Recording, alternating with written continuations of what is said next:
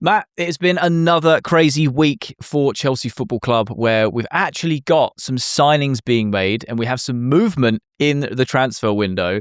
How are you feeling after, the first episode that went live last week, and how we're feeling with how the transfer window's actually picking up a bit of momentum now? How are we feeling? So buzzing about the first episode, man. It was so much fun and the engagement's been absolutely wicked. Like, I can't wait to literally just keep on doing this. I said something at the start of the last podcast that feels even more applicable today, and it's like buses, isn't it? So we have been starved for transfer news and we are scraping the barrel for every single link that's available. And then out of nowhere, bam, Marco Palestra. Okay, cool. Sign in. Right. Okay. Wash. Do you know what I mean? It's just like classic Chelsea. Well, not even classic Chelsea, actually. And that is what I am enjoying about it, is the shock and the surprise is something I haven't had in a while, because BlueCo are so like, oh, we've been linked with this guy and we're going to talk to you. But do you remember the Xavi Simons stuff with Fabrizio? All summer. Every 17 minutes, Fabrizio Romano was like, oh, by the way, Xavi Simons has been linked to Chelsea. Simons has had pancakes for breakfast, and you're like, okay, cool.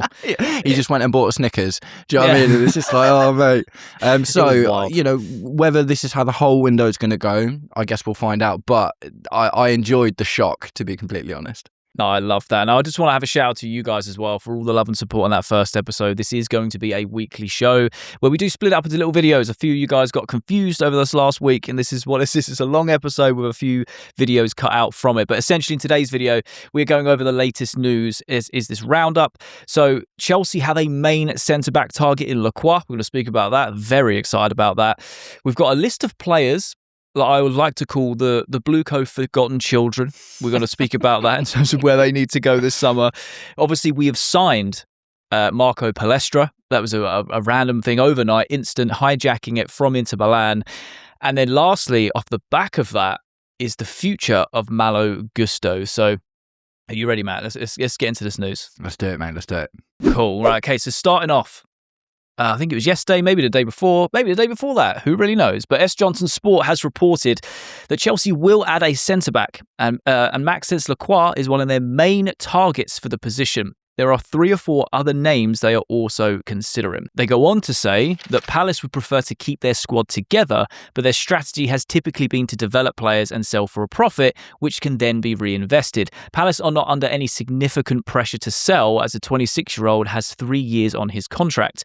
They would consider striking a deal at the right price, but it would need to have a replacement identified before allowing Lacroix to leave. And then TalkSport reported that Chelsea are expected to commence talks with Crystal Palace over the signing of Maxence Lacroix. So Maxence Lacroix, main centre-back target. There's been a lot of links recently. Then it went quiet for a while, and now there is a lot more links. And now we have a bit more of a, not definitive, but more of a reliable, solid source suggesting that Chelsea are really interested in this guy. And I don't know how you feel about Lacroix, Matt, but we spoke about it, on our channels before. I'm super excited. I really hope that Chelsea do go all in for Lacroix. I think he would be a perfect partner for Levi Colwill. I think he would complement his play style very, very well. Yeah.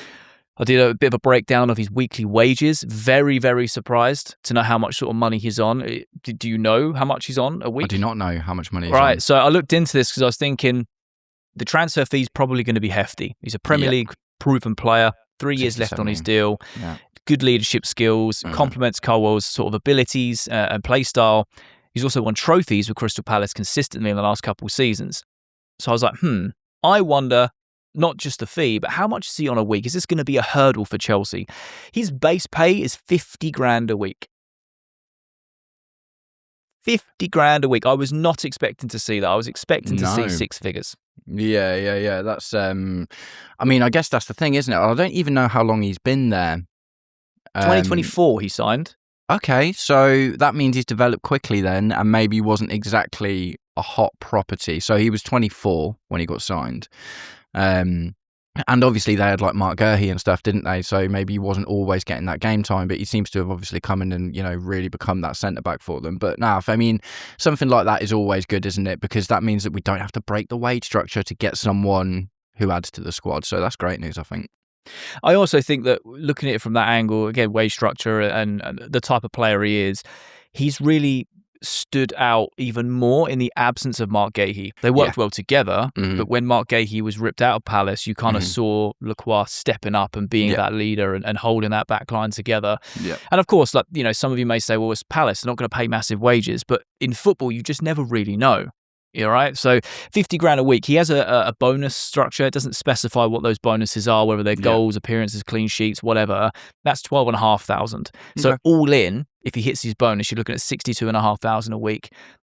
Chelsea must look at this and go, do you want 80? Do you want 100? Yeah, literally. Like, yeah, for sure. You're 26, coming into the prime, come play for Chelsea. We'll give you 100 grand a week. And not only that, because it's still well under our wage structure, we can then spend more on that transfer fee. Now, I personally believe we're probably going to go spend 60 odd million on him. Yeah, I would ideally like to see it around 50 and anything below. I think it would be a steal at that price. I really, really would. What are your overall thoughts on Lacroix? Do you think he fits into our team? Yeah, 100%. Maxence Lacroix is exactly the kind of centre-back that we need. We were being linked with Jan-Paul van Heck, and initially he was my guy, but he's reunited with De Zerbi at Tottenham, and, you know, unfortunately that one hasn't played out. But in the absence of Van Heck, as a right-sider as well, I think that's the really important thing, isn't it? Like, we need someone who definitely, you know, is comfortable on that right side. It's just one of those things. It's quite an old-school signing, isn't it? Like, back in the day, Premier League clubs used to look in the Premier League to see outside of the top six who's performed the best, and we'll get them. Do you know what I mean? And that kind of feels like what this is. But yeah, I think the really interesting thing for me here is I don't necessarily expect it to happen really quickly. And the reason for that is because we have a great relationship with Crystal Palace in terms of player transfers. We send a lot of people their way. Like, we send a lot of people their way. You know, you got to think loans, Ruben Loftus-Cheek, Conor Gallagher, Trevor Chalobah. Obviously, we sold them, Marc Guéhi. So we've been providing Crystal, and you know, Conor Gallagher was great at Crystal Palace. Ruben Loftus-Cheek, great at Crystal Palace. Marc Guéhi, phenomenal at Crystal Palace. Trevor Chalobah, obviously we ended up bringing him back, but that's because he was good at Crystal Palace. So we have this good connection with them, and what we don't want to do is upset that apple cart by going in, slamming a load of money down, and be like, we want Lacroix now. I think you mentioned it earlier from the news. They want to identify his replacement, because if we go and spend 60 mil on Lacroix, and then they go to get their next guy, whoever they go to get him from is going to go, you've just got 60 mil for Lacroix, so we want 50 for whoever that replacement is going to be, right? So for me, I think that the relationship with Crystal Palace, and as well, if you bear in mind the fact that we're interested in Adam Wharton as well, I think that this will be done on quite friendly terms. Like, we can't just go in and yank these guys out, because we've got a good relationship with Palace, and I think that needs to be maintained. I totally agree. The only thing that we've ever fumbled with Palace was the Elise deal. Yeah. That still hurts, because he's such a good player. We didn't fumble that with Palace, though. He just wanted more wages than we were willing to pay. Now, that was obviously the wrong decision, because, like, look, do you know what I mean? Type of player where you go, all right, just pay it. But I suppose hindsight's 20/20, right? Yeah, exactly. I want to propose something to you that could potentially happen, right? Because, like you said, we have a good relationship with Palace. How about we come in and we spend 45 million with 5 million in add-ons for Lacroix. Yeah. You can have Disasi for 20. How about that? I think there's your replacement. That will sour our relationship, not make it better. Do you know what is interesting, though? There was one cursory link about 2 or 3 weeks ago, Palace inquiring about getting Emmanuel Omega on loan. Oh. Because what we have seen in the PR at the moment is that Omega is not guaranteed to be part of the plans for next season. So you know, that feels like a thing that could happen, right? Mateta potentially could be. You know, he's 29 years old, might be looking for a move somewhere else as well, and he's obviously a really good player. So this is what I mean, though. Like, Disasi would be cruel, man. Like, Disasi, we can't be selling Disasi to Palace. Like, that's bad. That's bad. It'd do a job. That's the hand me down you don't want in it. Let's be honest. How about Badia Shield? Yeah, I think that classically we've only sent good players to Palace, haven't we? In the recent history, like, you know, and I almost wouldn't want to do that to Palace. Do you know what I mean? I don't want to because I think the relationship works because they're a good place for us to send players on loan and develop, and, you know, potentially in this situation like Adam Wharton and Lacroix, like, I just think the Palace relationship's so important. I think if we are going to go for both those players, it has to be handled in a delicate manner. You're right, 100%, because you can't go in there there. And, I have a funny feeling that Chelsea will get Adam Wharton if Enzo leaves. I think that's the only reason that happens. And I also think that Chelsea get Adam Wharton for less than 100 million. Yeah, I think that Palace are going to be, because of that relationship, go, do you know what? We said 100 mil, but we'll actually do it for 75. Do you know what I mean? Or whatever, because if we treat this in the right way, I think that could potentially be something that happens. No, definitely. I think Adam Wharton's agent is trying to facilitate that as well. I've seen something being like they're trying to lower his price, so Adam Wharton's got a bit more of a pick of clubs, because it's, we spoke about it on the last pod. It's the Elliot Anderson thing, isn't it? 120 mil for Elliot Anderson. Well, Adam Wharton's worth 100, and it's like, we'll pump the brakes a second. Yeah, everyone just take a breath. You know what I mean? Elliot Anderson for 121 million is crazy work, and that just sets the precedent for everyone else. I've seen a lot on Twitter throughout the World Cup saying, well, if Elliot Anderson's worth 120, then Enzo's worth 150. And I'm like, this is where it goes to a mental scale, right? Selling club mentality, though, man. We spoke about this on the last pod as well. It's just... did indeed. We don't need... we'll sell Tyreek George for 25 mil. We'll get... if we were to sell someone like a Mark Gue, we get 20 mil for him. If we sell Malo Gusto, who we're going to get onto later... we only got him for quite cheap. That is where our profit's going to come from. It's not going to be from these big, massive signings, a la Eden Hazard to Real Madrid. Of course, yeah. And I think that the thing that surprises me the most is sort of how Chelsea are handling this market and this window so far. Again, we'll speak about it a little bit later because it kind of plays into the later news. Yeah. But what I am really happy about is Chelsea are not announcing themselves, but from a reliable source of The Athletic saying, he is a main target. We're still speaking to others, but he is a priority. Because for me, he is experienced. He has got leadership skills. He's just a very good defender. Agreed. There's a little bit of me that goes, Ousmane Diomande probably isn't coming to Chelsea. But that's just a personal bias. And I would still take Lacroix over him all day long because of the sort of play style and the ability he has and what we just desperately need. Yeah. The one thing I think I'm curious to know what happens is the domino effect of, what happens to Wesley Fofana? How are we going to offload to Sassy? How are we going to move on Badiashile? When we are bringing in someone like Lacroix, what is going to happen with Josh Ashipong? Will it be a dry loan? Is he still going to get minutes? What system is Alonso going to play? Is it going to be a back three, a back five? Is it going to be a flat back four?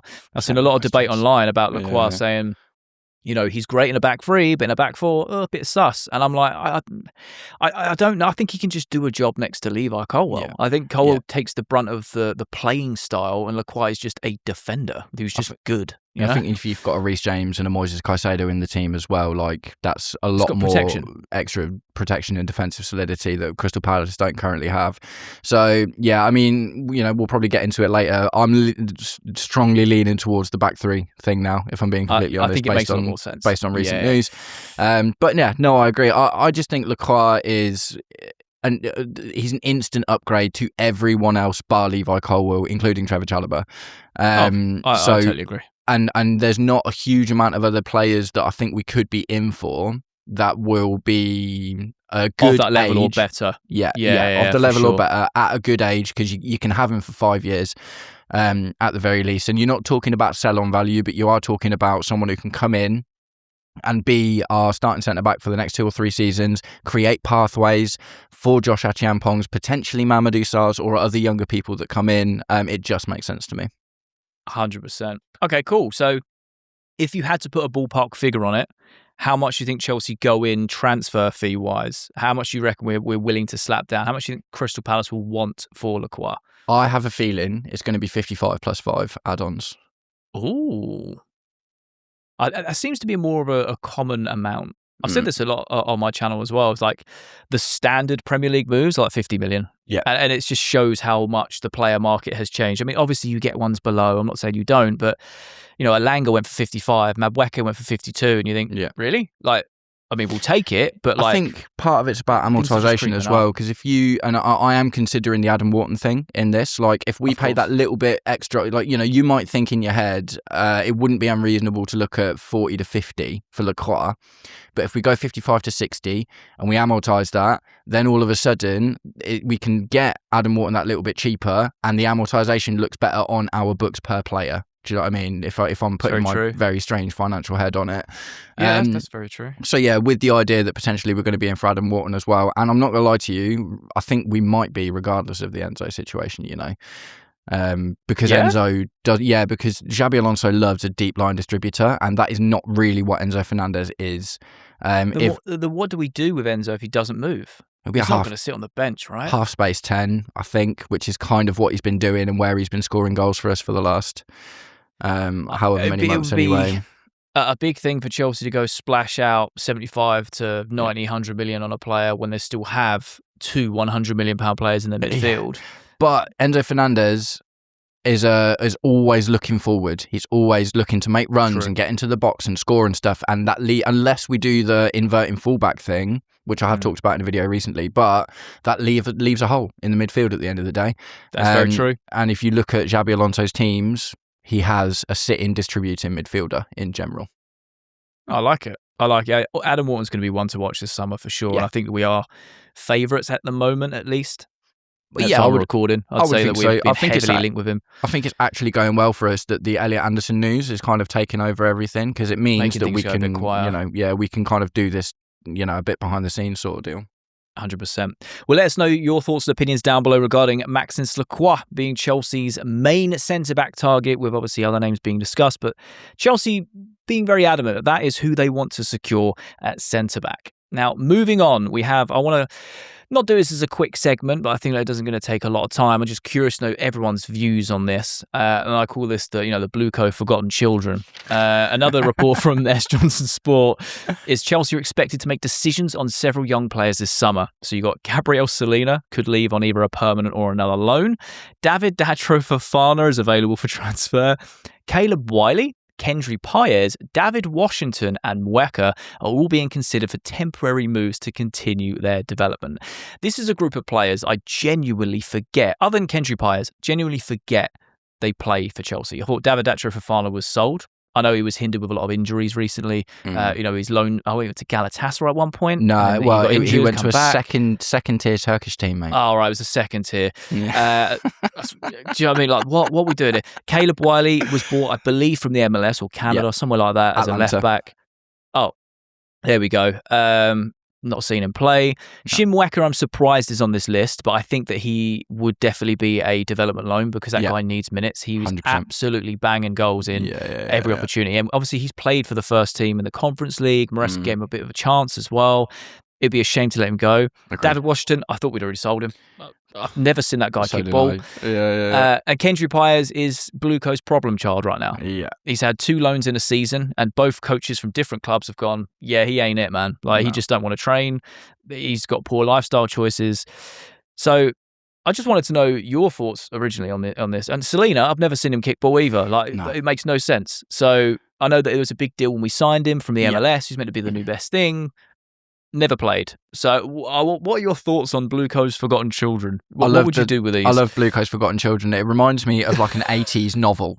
Do you know what I mean? Okay, BlueCo's Forgotten Children. I can just literally see them on like a train track somewhere, all like trying to find their home. But yeah, no, genuinely, I think the list is really they're all a little bit different. They've all got very slightly different nuance and minutiae about how their situations have been handled. I think Gabriel Slonina, we got him right at the beginning of BlueCo, and obviously largely it makes sense because we got Jordi Petrovic from the MLS as well, didn't we?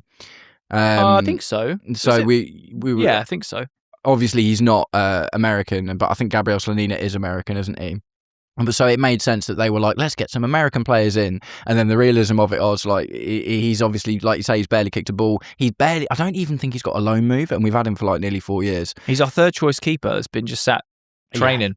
The thing is, you can't have a third choice keeper that isn't at the end of his career for me, and this has been a big problem with the BlueCo stuff, right? Teddy Sharman-Lowe and Gabriel Slonina and Philip Jorgensen are all 3 young keepers that need minutes and need to develop. Like, we need a Marcus Bettinelli, an Asmir Begovic, a Willie Caballero, a Mark Bloody Schwarzer. Do you know what I mean? It's like we need Mark Schwarzer. We had Rob Green, and do you know what I mean? We've always, in our most successful times, we've always classically had an older third keeper who doesn't mind not playing and gets essentially paid to train, but is available to play if need to be. Gabriel Slonina has been another BlueCo casualty. I mean, a lot of these are, to be honest, but in particular him.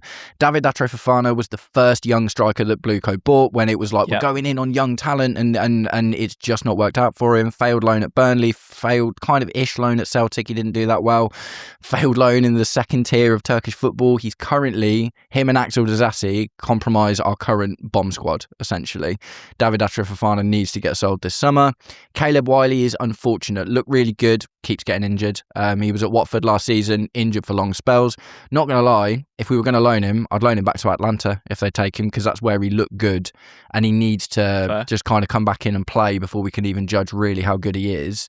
Kendry Paez, like you said, man, the problem child. What do you do with him? Do you know what I mean? The thing is, so we got him at the same time as Esteval, and they were both being touted as being the same kind of talent. Obviously, Esteval's gone on from strength to strength. He's in the first team. Kendry Paez, by the sounds of it, was made a lot of promises that didn't come off. He was told that he was going to be in the Club World Cup squad. Didn't get into the Club World Cup squad. Didn't really feature in pre-season. Got loaned to Strasbourg. Had 3 good appearances in half a season. And then obviously when Rosinia left, we sent him to River Plate, and they've cut. So what it is for me with Kendry Paez is a young South American player who a year ago had the world at his feet, the same way Esteval Willian did, with the ego to match, and things haven't gone well for him, and now he's like, what's going on? I was supposed to be the next big thing. So for me, we need to send him somewhere with a manager that can knock him down a couple of pegs. Do you know what I mean? Because he's obviously a very talented player, but he reminds me a bit of Ravel Morrison. Oh, all that talent. I see that actually. Yeah, all that talent. It's just the work ethic or the decision making, whether it's on or off the pitch, that kind of affects his development. Exactly, for me. David Washington, I thought we'd sold him. I genuinely thought we'd sold him. I've only ever seen pictures of him. I know that he's a young Brazilian striker. He did feature for us a couple of times in the Conference League year under Maresca, but that's all we've seen of him. And I don't even know if he managed. Like, we were going to sell him to Strasbourg at the last summer. Yes. And then we decided against it. Yeah. We didn't. And Shimayuka is the only guy in this entire list that I think might have a future at Chelsea. I mean, Kendry Paez potentially, but there's a lot of work to do there. But Shimayuka is like, he's at 17, he's too good for the under-21s. He's far too good. Needs to be taken goals, out. left, right and centre. Get honestly, mate, for me, like a League One loan or something. Put him somewhere where the level of football is not as high as it is in the Premier League, but there's still jeopardy. There's still pressure. Start getting him used to what it's like being in a team to compete for a spot and try and not necessarily win something, but, you know, be in a proper league doing something. Different type of intensity, different type of physicality, different types of jeopardy as well, and different styles of football that he's not going to be used to. You know, you just look at the likes of Jorel Hato, and you look at the likes, I think it was Gusto as well, when we played Lincoln, and they were like, never played this type of against this football in my life. What is this? And they were just so shocked. So like, what is this? This isn't football. When the reality is, the pyramid just offers something different at every league. Yeah, you know. So I think that's a great shout. I think he has to play for Chelsea at some point, because the way that guy's smashing it is just another level. If we let him go, it'd be a massive, massive shame. BlueCo's forgotten children. Yeah, man. You guys let us know your thoughts and opinions down below regarding BlueCo's forgotten children. What would you do in this scenario? Do you think we keep them all, sell them all, loan them all?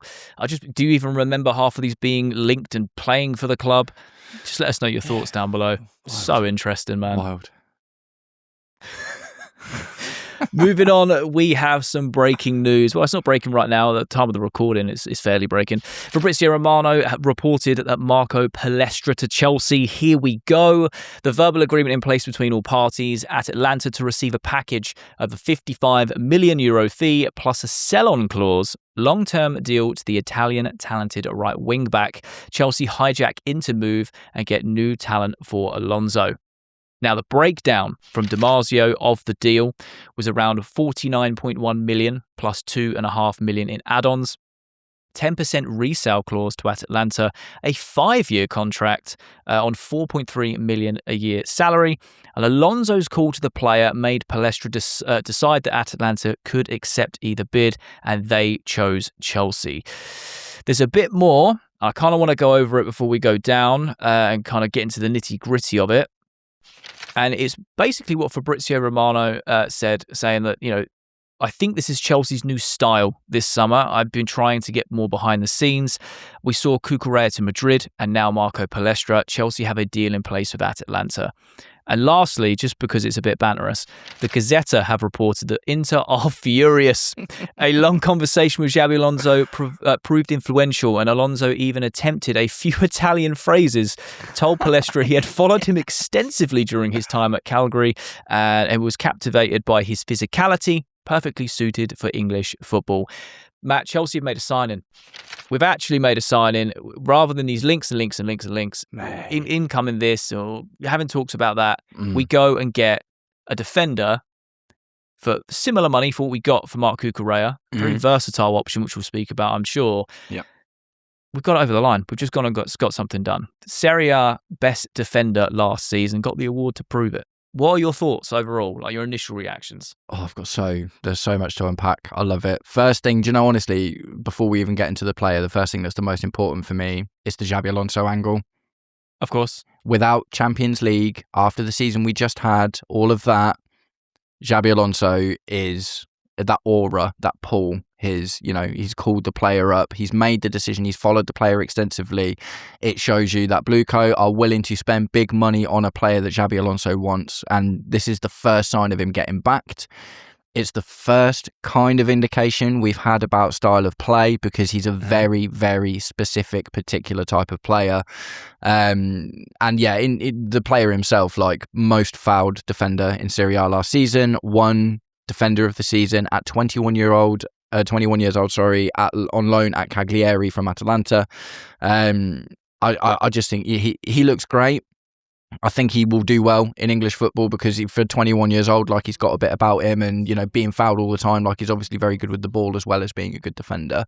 But yeah, like I say, the most poignant thing for me in this entire thing is the Xabi Alonso angle. I think that's literally so important. Totally agree. There's a few things that kind of surprised me. One, that we were linked with Palestra, then it was played down instantly. Yeah. And then bang, we go get him. Yeah. That's something that, again, like Fabrizio said, Chelsea are moving a bit different in this window, trying to keep their cards close to stealth window. And a lot of people are like, oh, BlueCo don't have cards against their chest. Well, they clearly do. Yeah. They're just not doing what they've done for the last 4 years, where they brief us about what breakfast they're having every single day, and then lose out because they didn't want to go for it or the player turned them down. They want to kind of spin it. This is all very much in the background, working things out. Also very impressed that Xabi Alonso, hey, look, she's even talking Italian. He was like, yeah, come on. I'll even speak Italian for you. Come. Do you know what I mean? The 5-year contract surprises me. And it shouldn't really. But under BlueCo, they're usually like 9-year deals. So the fact that it's a lot shorter as well, that takes him, and maybe that was one of the convincing factors. Yeah. Maybe he was like, I don't want a prison sentence. I want a good contract. Yeah. And making that a bit shorter. Obviously, he fits into the wage structure at 4.3 million a year as well. The resale clause, I think, is going to be justified for a young talent. Yeah. Essentially, if he stays for the full 5 years, he'll be 26. Yeah. So then he'll get his big contract if he continues to develop. And at Atlanta, be like, thank you very much. We will take that 10%. The fee kind of surprises me, but at the same time it doesn't, because it's very similar money to Marc Cucurella, right? Yeah. However, I think BlueCo are able to spend a bit more to get things over the line because they're paying less in wages, right? It gives them that buffer zone to go and beat the likes of Inter Milan. And Inter Milan are furious. And I find that hilarious that they're just like, damn you, BlueCo, because they were leading. They essentially set the price as well. So there was you were never going to be able to negotiate anything lower than what Inter were offering. So this is another reason why I think this is a really good sign about it being a Xabi Alonso pick, because instead of messing around and being like, we'll offer the same as Inter or we'll structure it differently or this, that and the other, it's like, no, here's more money because Xabi Alonso wants him, and it's been quick. It was so fast, like how it happened yesterday, literally, because Inter were negotiating for like 2 weeks with this guy as well, trying to get the deal over the line, and we swooped in, offered the right amount of money. Xabi Alonso called him, we offered him a better package, and bang, it's done. The other thing I found interesting is when we were both covering the Palestra stories, all that kept being said is Inter are monitoring, but he wants to stay in Italy. Yeah. And a lot of Italians, like, who are considered the better players in Serie A, stay in Italy. They're very proud about that. And the food's better, their home and the weather's nation. better. Oh yeah, obviously that's a given, right? Yeah. But typically, you look at historically as well, the better players that are Italians typically stay in Serie A. They're just very proud of their nation and their league, and fair play. So to be able to have the Xabi Alonso pull. The other thing that's fascinating to me, I've seen a lot of discourse online around this saying, well, we lost a left back and signed a right back. That makes no sense. We're going to tail on to what this actually means, but in a nutshell, yes, he is a right back as his main position, who can also play right wing back very well, but he's extremely versatile and can also play left back or left wing back. And this is what you mentioned earlier, where it kind of feeds into the narrative of back five, back three, wing backs. 100%. Palestra seems to be that type of person with a ball carrying, getting forward a lot, creating a lot, and obviously still having the defensive attributes. The guy's rapid and he's 6'1". Yeah. He seems to be a bit of a freak of nature in that sense, where how nimble he is, but how tall he is. It's one of those sort of correlations that shouldn't really make sense, but do. Where do you think Chelsea are going to try and utilise Palestra? Do you think we're going to see him more as a right back, or do you reckon he might actually be on that left hand side? No, it's right. It's 100% right. So he can't. This is the thing. I saw some of the discourse and about what people were saying. Yes, he can feature on the left, but that's 100%. We're still going to go for a left back, 100%, guarantee. I think so and too. We'll go for a left back that has similar qualities to him, but on the right side. The interesting thing about Palestra, I look back through basically Cagliari's last 15 to 20 games. And in those games, he played at least 4 different positions. Majoritively, right wing back in a 3-5-2, but he also played right mid in a 4-4-2. He played right back in a 4-2-3-1, and he played right wing in a 4-3-3. So he is a right-sided, he is a very versatile right-sided player. The truth is, maybe you put him on the left in a certain situation, but honestly, injuries, rotations, that type of thing. I don't think inverted wing backs is a thing, really. Not long term. Do you know what I mean? Not long term. I'm kind of glad that we're looking to come away from that too. I didn't mind that system because it was new at the time for a club like Chelsea to try that out, and you could see moments where it worked really well. You also see moments where we got caught out a lot. Yeah. But I also think he will be that right wing back. I think that's what he's been bought for. Mate, his heat map is bright red on the right side, top to bottom. Do you know what I mean? He is also a byline guy, 100%. On the other side, we've got Valentin Barco, who is the other legs player as well, who could play in middle of the park, can play left back too. So I think it's going to slowly start to shape up, and I'm glad that Chelsea are focusing on the defence first. They've gone to get their right wing back they wanted. Their main target is Lacroix for the centre back position. They've obviously got Valentin Barco, the early doors. That you're kind of and I'm not saying that Barco is going to be a left back, but he can play there and go in midfield. I think we're going to see him in both of those positions, like you said, in a 4-4-2. He might be a left winger. Or I think Barco's the new Malo Gusto in terms of how Maresca used him to an extent. I think Barco is going to be the ultimate utility player. I think he's very much, and almost similar to what we did with Mason Mount. I get a similar kind of vibe. Yes. Where it's like, okay, you play where you're needed. You play where you're needed. But he'll get a lot of game time. And that's kind of what happened with Gusto, isn't it? But I think Barco, I think Barco and Palestra on either side, awesome, love that. Barco is, Palestra's more direct and a better defender. Barco's got that midfielder element where he's quite creative.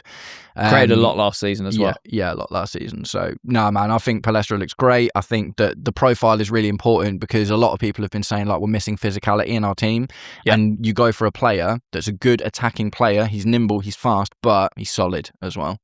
He's also tall, strong, physical, good defender as well as going forward. So I'm not going to sit here and gas him up and say I know everything about him. No. Obviously, we're going to have to see how it plays out. But on the surface of things, the way things have been broken down from the financial side, just as a package, it looks like a very, very good deal for Chelsea. Agreed. A very, very good deal for Chelsea. Now, the one last thing we're going to add on to the news section is linked to this because Fabrizio Romano has confirmed that Manchester City have interest in Malo Gusto, who has a top relationship with Maresca.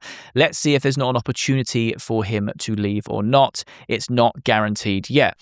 He then continues to say that Malo Gusto's situation will be interesting to follow over the next few days and weeks. Chelsea will have James, Palestra and Gusto only play 1 game a week. Palestra can also cover the left side. Alonso had a very tactical conversation with the player. So the reason I want to say this is we spoke about it last week, and I think in some of my news videos as well, a lot of you guys got on my back because I said that I would quite happily let Gusto go. And you were like, well, you're an idiot. He's a full international, for France. Who we're going to get? It makes no sense. We just lost the left back. I hear it. And I said to you guys, you changed my mind. Actually, in terms of the market, where are we going to pivot to? And at the time, Palestra had played down any links and wanted to stay in Italy. So I was like, well, there you go. things have turned. And now we have Palestra. Now, what I can think and see is I think BlueCo have seen Gusto not perform to the level that they want him to in the last couple of years. He was also one of the players earlier in the season asking for a pay rise this summer, which I think is a bit mind-blowing considering his average performance, right? To put it in the nicest terms. But now he can leave. He can go. And I think that Chelsea will want around 45, 50 million pounds, which Ben Jacobs has reported. Chelsea value Malo Gusto at 45 million plus, and Chelsea are not discounting selling him after the arrival Palestra. Man City interested. I think it's going to be a big ask. A big ask of 45 million. We bought him for around, 30-ish, just under? 20. It was 20 million? 20 mil. So we're looking to double our money and then some. Yep. Because he's what, 3, nearly 4 years into his deal now as well? I think so, yeah. So he's 23 years old. He is a full international. And look, I'm not sitting here to throw bricks at Malo Gusto. No. I'm just being objective. He is a weak link in that defence. Yes, he's been used to be a utility player, as Matt mentioned. He can play in that inverted role. He could play in that pocket as the 10, as a winger. All I'm saying is he's distinctly average at all of those. He's just average in wherever he's deployed. And defensively, for me, when he is playing in the back four, I think he gets caught out way too much as a right back. Even though I will always say that I'll die on this hill, that his sliding tackles are elite. They are unreal. Yeah. It's not enough for me to want to keep a player, though, when you've got a player like Palestra coming in. Yeah. But what are your overall thoughts with Malo Gusto, Matt? What are your overall thoughts? What would you do with him? Would you offload him? Would you keep him? Because I think people are split. If we can sell him to City, I'd offload him because I think that City are the only team that will be able to get the money for, and that's because we know intimately about how Maresca likes him and how valuable Maresca thought he was. He played every position under the sun. Basically, he only didn't play 3 positions, and it was goalkeeper, centre-back and striker are the only 3 positions he didn't play under Enzo Maresca, starting from that right-back spot. So I think if anyone else came in for him, then we can't argue this kind of money as easily, and we'd probably just hold on to him. But when it's 45 mil plus, and that's, that could be 50 mil plus with add-ons or whatever, that's bank, because like I say, he's probably got like 10, 15 mil left on the books, do you know what I mean? So that's 30 plus mil profit, which is awesome. But because of the Maresca relationship, which we all know, like I say, intimately, because we watched him play as a shadow striker, as a number 10, as a number 8, as a number 6, as a left winger, as a right winger, as a right back, as a left back. We literally saw him play all of those positions, and we know how crucial that was to the way that Maresca wanted to set up. Malo Gusto was always the question mark, because he'd start at right back, but your opposing team would never be able to nail down what's Malo Gusto going to do today. So for me, that is the reason that we could push Man City for more money, because we know intimately how tactically valuable he is to Enzo Maresca. I don't think I wouldn't mind keeping him around. I think that Alonso will probably get a good tune out of him. I would not be unhappy with a right wing back pairing of Palestra and Malo Gusto, with Palestra being the first guy and Malo Gusto getting rotational options, or also cover left back if needed, if we're in a dire situation, that kind of thing. But ultimately, if we can make that money for him, we go out and we either promote like a Kavuma McQueen and kind of train him up in that right back spot, or the right attacking right wing back spot. Maybe we go and get someone else to, I think we need to. Either way, if we're going to do this right wing back thing, I think Fabrizio Romano mentioned Reece James in the first tweet, and I'm like, I don't see that, man. Reece James is midfield, right centre back, or right back in a flat back four now, really, isn't he? To be honest, I think that's what it would be, and I think he'll also have a lot more protection if we do end up signing someone like Lacroix. Yeah. Exactly. And Adam Wharton, for example, I think Reece James then has more protection, and whoever plays on that right-hand side can drop back and do a bit more, like your Pedro Netos with their defensive work and whatever happens with Neto this summer or whatnot. I hear it. I just think that for some reason, I didn't realise how much Malo Gusto split opinion. I really didn't until you guys were letting me know in the comments. And I'm like, okay, maybe I got this wrong. And I was like, well, you do make a point, but things have flipped on its head now. So I'm just like, well, I think 45 million is a lot for Malo Gusto. Like I said, without throwing shade at him. I see it, but I think if Atletico Madrid came in for him, then, or something like that, do you know what I mean? Or an Italian team or something, because I think he'd probably do quite well in Italy, actually. Yeah, he was linked with Inter Milan. Yeah, and I think what could happen is now we've got Palestra, they then go for Gusto. And they go pick him up for 35 million, whatever. It's a bit less. If the opportunity is there to get 50 mil for Gusto, though, I think you take it, don't you? 100%. Yes. Yeah, I wouldn't be unhappy to see him go. I also wouldn't be unhappy to see him stay. I'm relatively indifferent, but what I just don't want is to see him in the first team every single week anymore, if I'm completely honest. There we go. That's all I was trying to get out the first time. Yeah. And everyone was like, no, we need to keep him. And I'm like, all right, cool. But looks like his future is question marks. And, you've got clubs that are interested. And if Maresca wants to come and grab him, 45, 50 million, man, you can take your man. Yeah, do you know what I mean? We'll drive him up there. We'll, do some sightseeing in Manchester and say, have a great time. Not to say he's been a bad player. I just think that when you look at our team's performances, and again, it's easy to say we've all been bad, right? Especially in the last 6 months. Yeah. I think over his Chelsea career, under that Poch season, he was unbelievable. Yeah. He really was so good. But since then, it's just been, like you said, he's been played everywhere, which is probably why he's been average at all these places. Yeah. He's not an 8. He's not a left back. He's not a holding midfielder. But he can play that role. So I just think we could upgrade. I think maybe it might be too early to say Palestra is an upgrade, but on the surface of things, it looks like he is. So all I will say, very just interesting. Before we close this one out, vis-a-vis Man City, Pep was never interested in him, though, was he? Oh, that's very true. So, look, and this is basically me just being like, I don't think City are going to kick on. I think City being linked with Malo Gusto is indicative of what they're going to look like next season, and I don't think they're going to be challenging for the title. Ooh. We're not even in the hot takes yet, but I was about to say, not a Chelsea one though. Not a Chelsea one.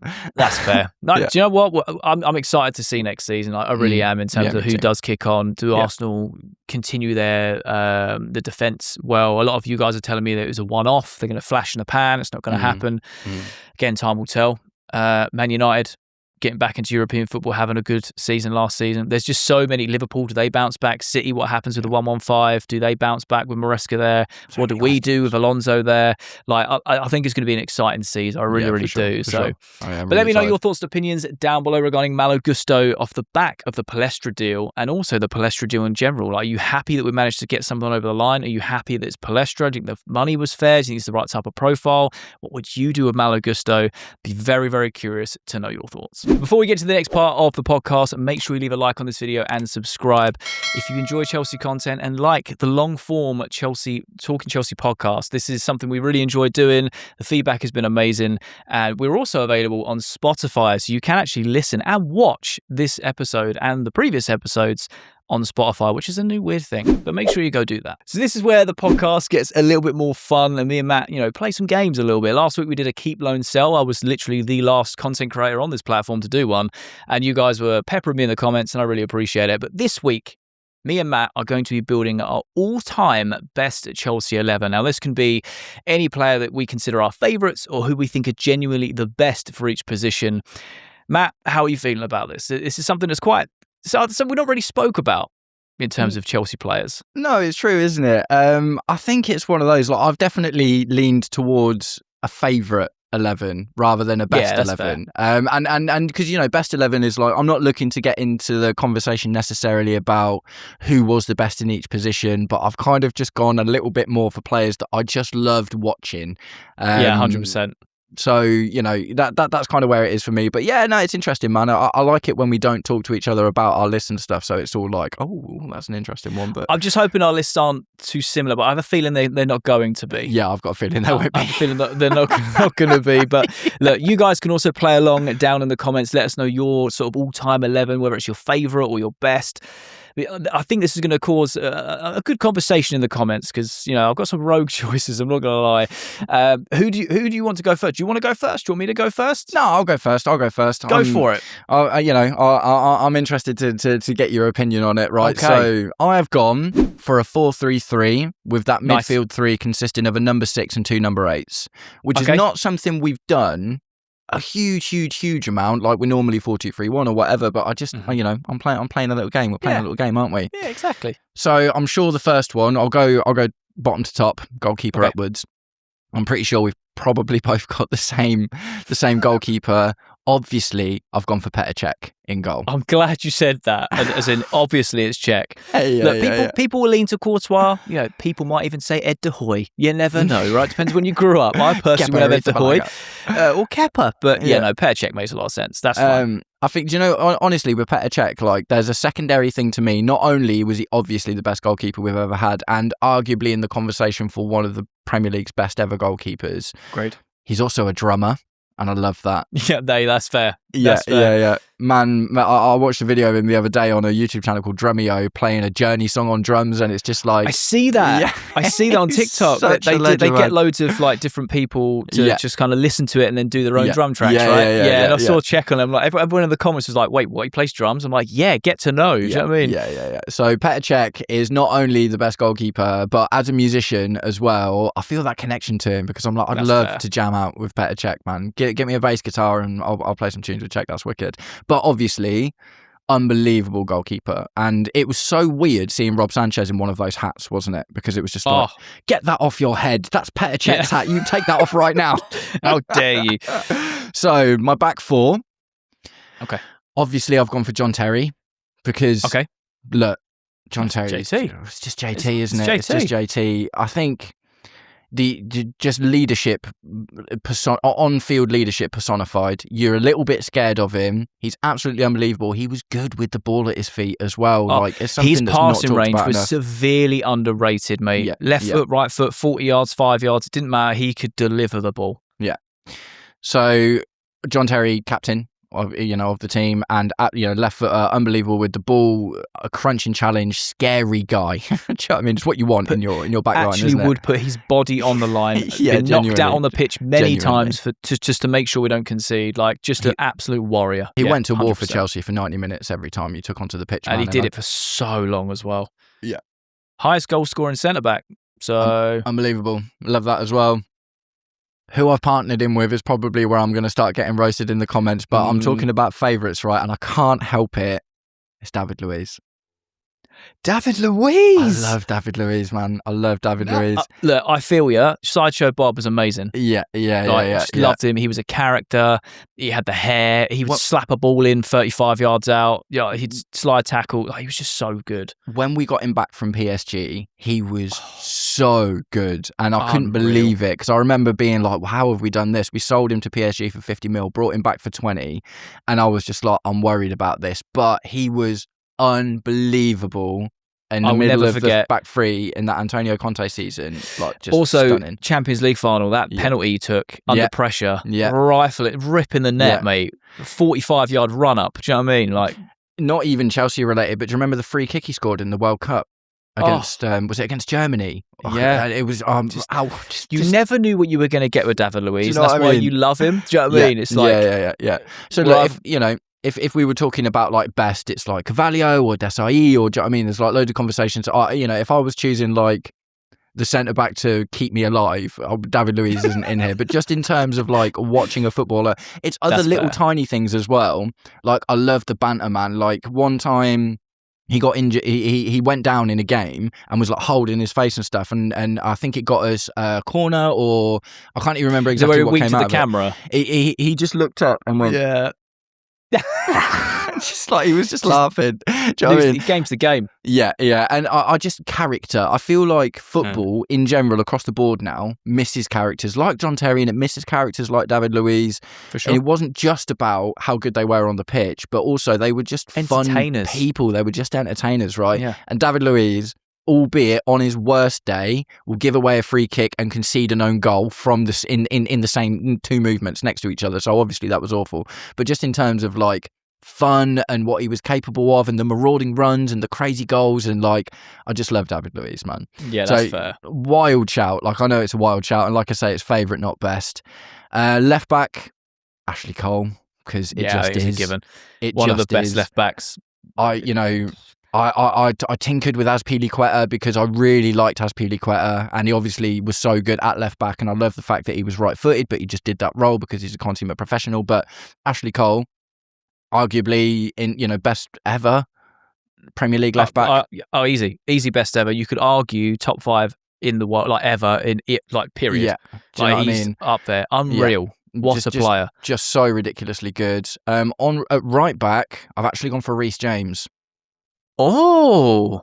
Because I just love watching him play football, man. I just love watching him play football. He's just... Yeah, that's fair. He's a playmaker, majestic, isn't he? Anywhere on the pitch. Do you know what I mean? It's like you can put him in midfield, you can put him at right centre back, you can put him at right back. He's evolved and adapted his game. We keep seeing these different iterations of Reece James, and when he's fit, they're always really, really good. He always is one of the top players in his position, whatever position he's playing. It's like he's one of those players. He's not a position guy. He's like, I'm here to play football, and it's like put me somewhere and I'll play football. I really like what he said in a recent interview. For England, they asked him about the injuries, and he literally said, "This is boring. I'm just sick of it. I can play 3 games a week. I get people's concerns. It's been a long time. I focus on my sleep, my fitness, my recovery. I'm getting bored of the whole he's always injured." And I was like, that speaks volumes for a player who comes across quite inside himself in terms of public speaking and interviews. For him to come out and be like, "Yeah, that's narrow's boring, bruv. I just want to play football." I think it speaks volumes. I really do. I think that's something that's evolved about him as well, to be completely honest, like his character and personality, because when he was made the captain, he was more withdrawn and more within himself, but he has developed into that role. And he's just proper Chelsea, isn't he? Like, to sign a 6-year deal amidst all of the chaos that was going on at the time, and how everyone was screaming BlueCo out, and it was fire everywhere, and everything was the house was falling down, and Reece James comes out and gone, I'll sign a 6-year deal. Like, fair play, man. I'll take a base pay cut. Do you know what I mean? Cool. So yeah, that so far, check and goal, Terry and David Luiz as centre backs. What a partnership. Reece James and Ashley Cole as right backs. Now, apart from David Luiz, like, it's solid. Oh, for sure. But if we get 2016, 2017 David Luiz, then that's still solid. We could go era specific if needed. Do you know what I mean? Yeah. We'll slap that season of him on. Yeah. We get Conte's David Luiz. He was good. Moving into the midfield, gone with the midfield 3. My number 6 is N'Golo Kante.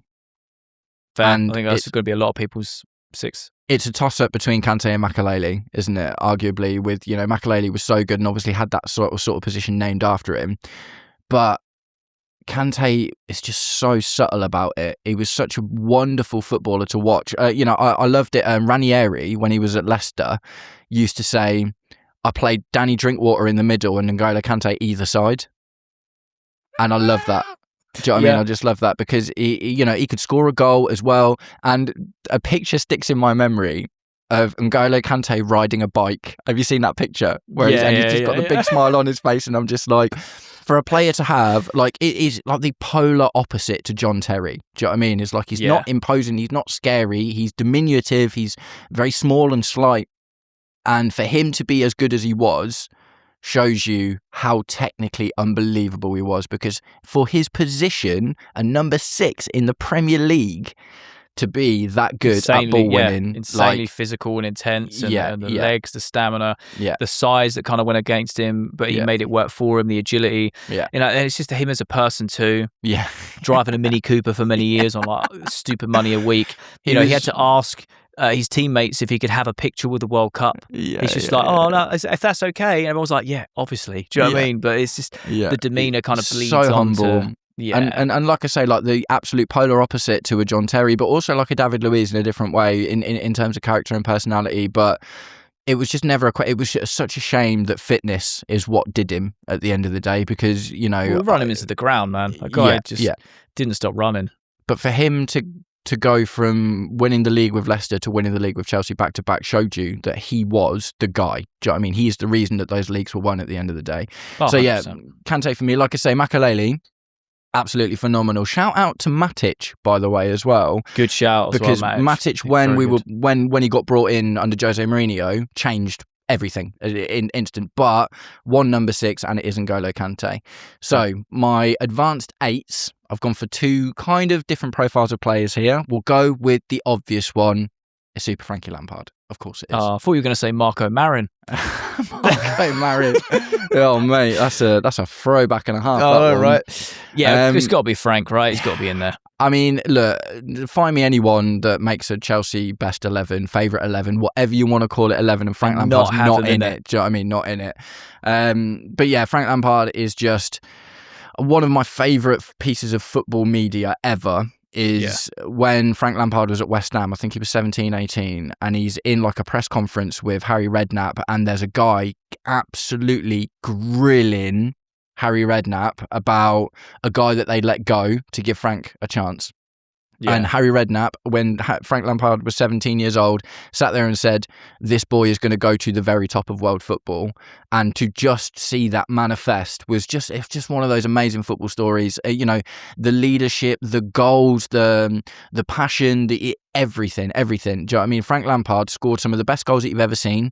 He left foot, right foot, anywhere, range-wise, just ridiculous. Like, you know, we talk about Enzo Fernandez being a great goal scorer and, you know, being worth 120 mil. It's like he doesn't even nearly hold a candle to Frank Lampard, like at all. I totally agree. Because Frank Lampard as well, he gets stuck in. Do you know what I mean? He's not scared of putting in it. You know, obviously football was a bit different at the time. Like, you know, there was midfielders were more general, kind of in that sort of time. But he could play as a 10, he could play as an 8, he could play as a 6. Not his best position, but he could do it, and he would do it, and he'd still put in a good shift. Frank Lampard is just. I think he played as a 6 because his legs were going a little bit, and like you said, football's at a different time, right? So they typically sort of Rooney, striker, 10, CD. Like as they get older, they kind of drop in a bit deeper to still be able to read the game, but not be as physical leg wise. But man, he could do everything, absolutely everything. So, you know, it just is what it is, isn't it? Now, what Frank Lampard was obviously best known for was bombing on, arriving late in the box, scoring goals. Obviously, like the long range bangers as well, but, you know, bombing on was kind of his thing, wasn't it? So as a counter to that, as my other 8, I've gone for Cesc Fabregas. Oh. Because, look, not the longest Chelsea career. That's a great shout. Great shout. She wasn't expecting it. Fabregas, don't get me wrong, Lampard is obviously like Chelsea's favourite midfielder, but my favourite midfielder of all time is Cesc Fabregas. I loved him. Absolutely loved him. Pure intelligence, literally pure intelligence, like goes against the grain of athletic football and can just read. He just reads the game. His vision was absolutely unbelievable. I remember, and there's a few things as well, like, you know, a lot of what I've talked about, a lot of these players is the story that's attached to him and the personality and stuff as well. I love the fact that he was a storied Arsenal player that was like one of their golden boys, went to Barcelona, got passed up by Arsenal. Jose Mourinho gave him a call, and Jose Mourinho and Cesc Fabregas did not like each other when Fabregas was at Arsenal and Real Madrid. Do you know what I mean? There was, Barcelona even. You know, there was a bit of beef there. I love the fact that they put it aside and won a league together. I just thought that was such a beautiful thing, man, because, you know, we've seen all these stories with like Nicholas Jackson falling out with Enzo Maresca and stuff. And there's all, you know, we've seen it in quite recent memory, what happens when players and managers don't get on. And then you've got Mourinho and Fabregas, who put all of their history. Two top professionals. Just going, right, just went, football wins here. Yeah, football wins here. Egos aside, football wins. And I just think even from a tactical element, if you've got Kante mopping everything up, Lampard being, you know, a creative midfielder that can pass but also willing to bomb on, and you've got Fabregas dictating play and pulling strings, like this could be a 4-3-3 or it could be a 4-2-3-1 with Fabregas next to Kante and Lampard in the 10 or whatever. But I just love Fabregas as a player, as a string puller. And there's just no one else really quite like him. Do you know what I mean? I think he'd probably struggle in today's football a little bit because it is so athletic now.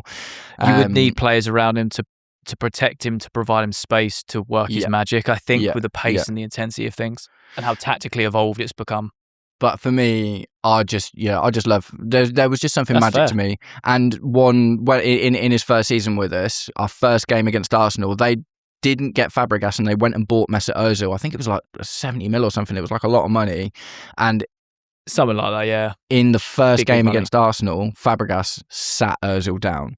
And it was just like, it was just a chef's kiss moment, like one of those little moments in football that was brilliant. We got Arsenal's reject because they didn't want him back and they wanted to go and spend all this money on Mesut Ozil. Fabregas not only was I think he got like nearly 20 assists or something that season as well that we won the league. It was crazy.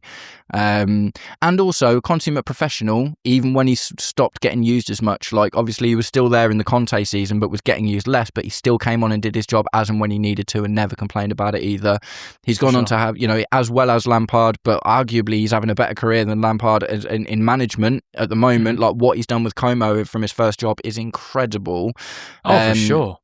And even when things were going bad with Maresca, Fabregas was interviewed about it and just gave such a good take about it. I just think he's absolutely phenomenal. I love Fabregas, and that would be my perfect midfield. But we move on to the attack.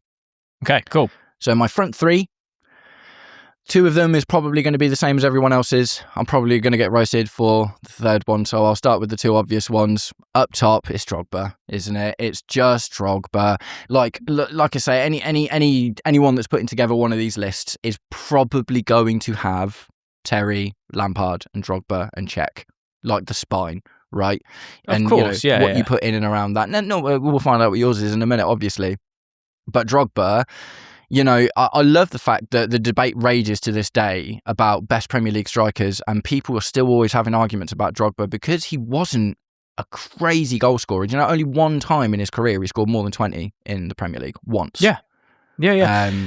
His GA is like 0.4 or something like that per game. Like, it's not great, but he was just a moments player, big game player, gets things over the line, leader. You can't teach that. You absolutely can't teach that. But he also was good with the ball at his feet and could, he was good at facilitating play. Like, he wasn't just a big lumpy, number 9 or whatever. He was he defined a role. Yeah. He was the reason why everyone plays one up front now. Yeah.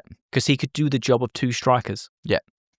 Yeah. So, look, Drogba, it's not about, we live in a stats heavy world now where the more stats you've got, the more interested people are in you. Drogba is the kind of counter to that where it's like, Drogba is the exception that proves the rule in terms of the stats thing, because you can look at a player and say, you've got loads of GA, so you're really good. But you can look at Drogba's stats next to a Harry Kane, for instance, and you can say, Harry Kane is so obviously significantly better than Drogba, but then you look into the minutiae of when Drogba did it and, the high times pressure that he turned up. moments. Yeah. High pressure moments that matter, big game, decisive moments. He's always there. Yeah. So always there. Drogba, absolutely brilliant. We've only had one good striker since. Actually, João Pedro is now, he nearly beat Costa's GA last season, Costa's best GA. So João Pedro is actually already up there with the best Chelsea strikers in the last 20 years, which is wild, isn't it? Wild. Absolutely wild. On the left, it's Eden Hazard. I think that's a given. Because of course it is. It's a given, right? What a player to watch, man. Like, just someone to get you off your seat. And again, one of the things I loved about Hazard is the team had to play to him. Like, they had to. There was no they choice. adapted everything. Even the training. Yeah. Didn't tie his shoes up. He didn't even bother going training. John Terry was saying that 5 minutes before a game, as they're about to go out, he's on his phone, FaceTiming his kids. He's like, who are we playing today? Don't know any of the players. Just give me the ball. And then he'd go bang a brace and win you the game. Like, he was just a phenomenal talent, right? Literally. And look, unbelievable player. Big game player as well, but also like really petulant, because in the one season that he just couldn't be bothered, he scored 6 goals and got like 4 assists or whatever. So there was the other. He was not a consummate professional, like absolutely not a consummate professional. The complete opposite. He was a vibes player. If he felt up for it, you were going to win. Yeah. But he decided to take a season off. Yeah. Do you know what I also liked about Hazard as well is he'd always come back for the next season massively overweight. Yeah. He'd be like, I'm on holiday, man. I just enjoy myself. He's so chill. He's so chill. Just come back in December, I'll start scoring goals again. And again, I just feel like, football has become so rigidly structured now, not even just in terms of how you play, but, players are sleeping in, water chambers and going on vegan diets, and every single second of their day is planned out. Like, the thing I loved about Hazard is he was a kid who loved football. Yeah, and he just happened to be one of the best in the world. So unfortunately, if he'd have had a better work ethic, he might have hit the heights of some of the biggest players. Do you know what I mean? And you can't really have that conversation about Hazard. One of the most foul players in the Premier League, not the most. I think Grealish took over from that, but one of, most dribbles taken on. He could change a game, a turn of anything.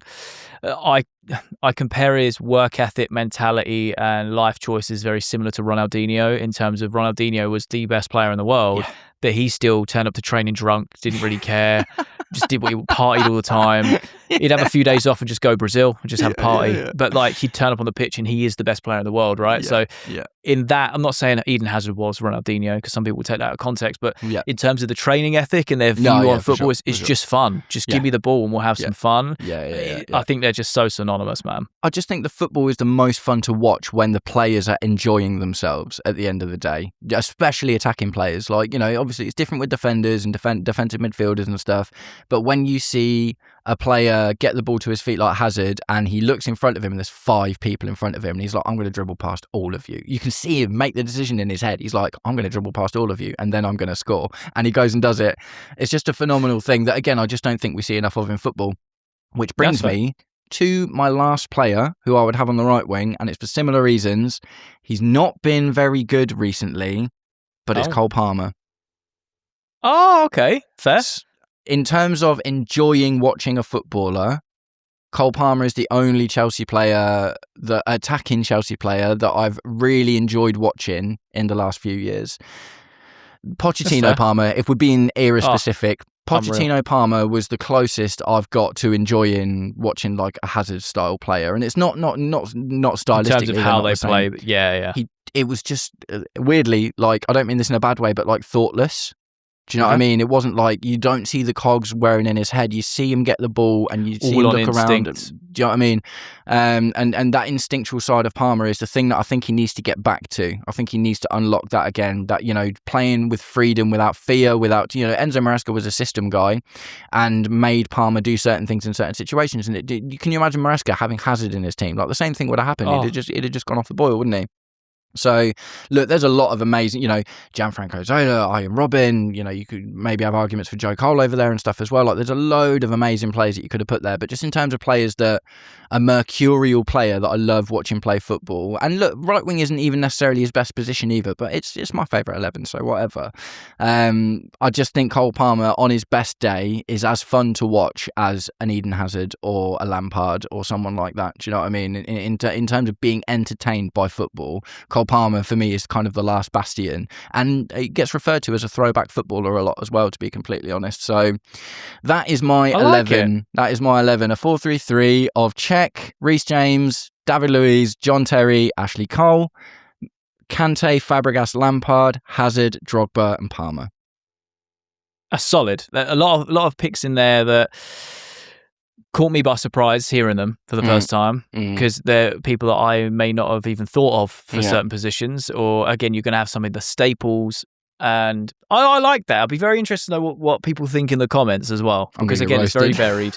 Oh mate, you haven't heard mine yet. Okay. I'm going to get roasted because I've taken a leaf out of your book. Right? I'm going to match up. And I'm going to go same formation with yourself. So 4-3-3 with one holding midfielder, two in eights or advanced. That's interesting. Just to keep it, you know, symmetrical, right? Yeah. Now, that does change my thought process a little bit. Because again, we're going to get to the part of the video and you're going to go, Jay, what are you on, bro? Yeah. And I'll try and explain myself, but it's not going to go well. It's not going to go down well, all right? Can't wait. So in goal, I'm going to mirror this with Petr Cech. Okay, Yeah, I think that this guy had 2 careers at Chelsea. Yeah. He had when he first signed, and then he had his massive injury, and then he went on for another decade being one of the best goalkeepers we've ever seen in the Premier League. Unreal. Like, you know, I remember the first day he made his debut, I was in my living room watching the game with my sister and my dad, and they were so confused because at the time transfer news was very different. Right, it was all Sky Sports, shirt and tie outside the stadium, transfer deadline day, and even that wasn't as big as it got to. Harry right, Redknapp in his car. Do you know what I mean? It's like Peter Odemwingie driving up and he'd be like, "Oh, I'm signing for West Brom," and they're like, "No, you're not." Anyway, so we just see Petr Cech on the team sheet. I remember my sister and my dad looking at each other, going, "Where's Kudicini? Who's this guy? He better be good." And it will always stick with me because of the career he went on to have. Obviously, that season he breaks the records, does all these things. Then he has that injury. I remember watching that, being like, "Oh, we're cooked, bro." Like, that's a horrible thing to witness. Then he goes on, has a second career essentially at Chelsea. It's unreal. Crazy. So we'll keep it at that. Obviously, you spoke a lot about Cech as well. Like, he's just an all-round legend, right? Left back, I'm going to go with Ashley Cole. Again, this guy's just unreal. You have to have him. I genuinely can't think of a left back that I would have over him. I just. Any sort of facet, any sort of angle you want to take, Ashley Cole. Like, he just will trump it in any metric, in my opinion.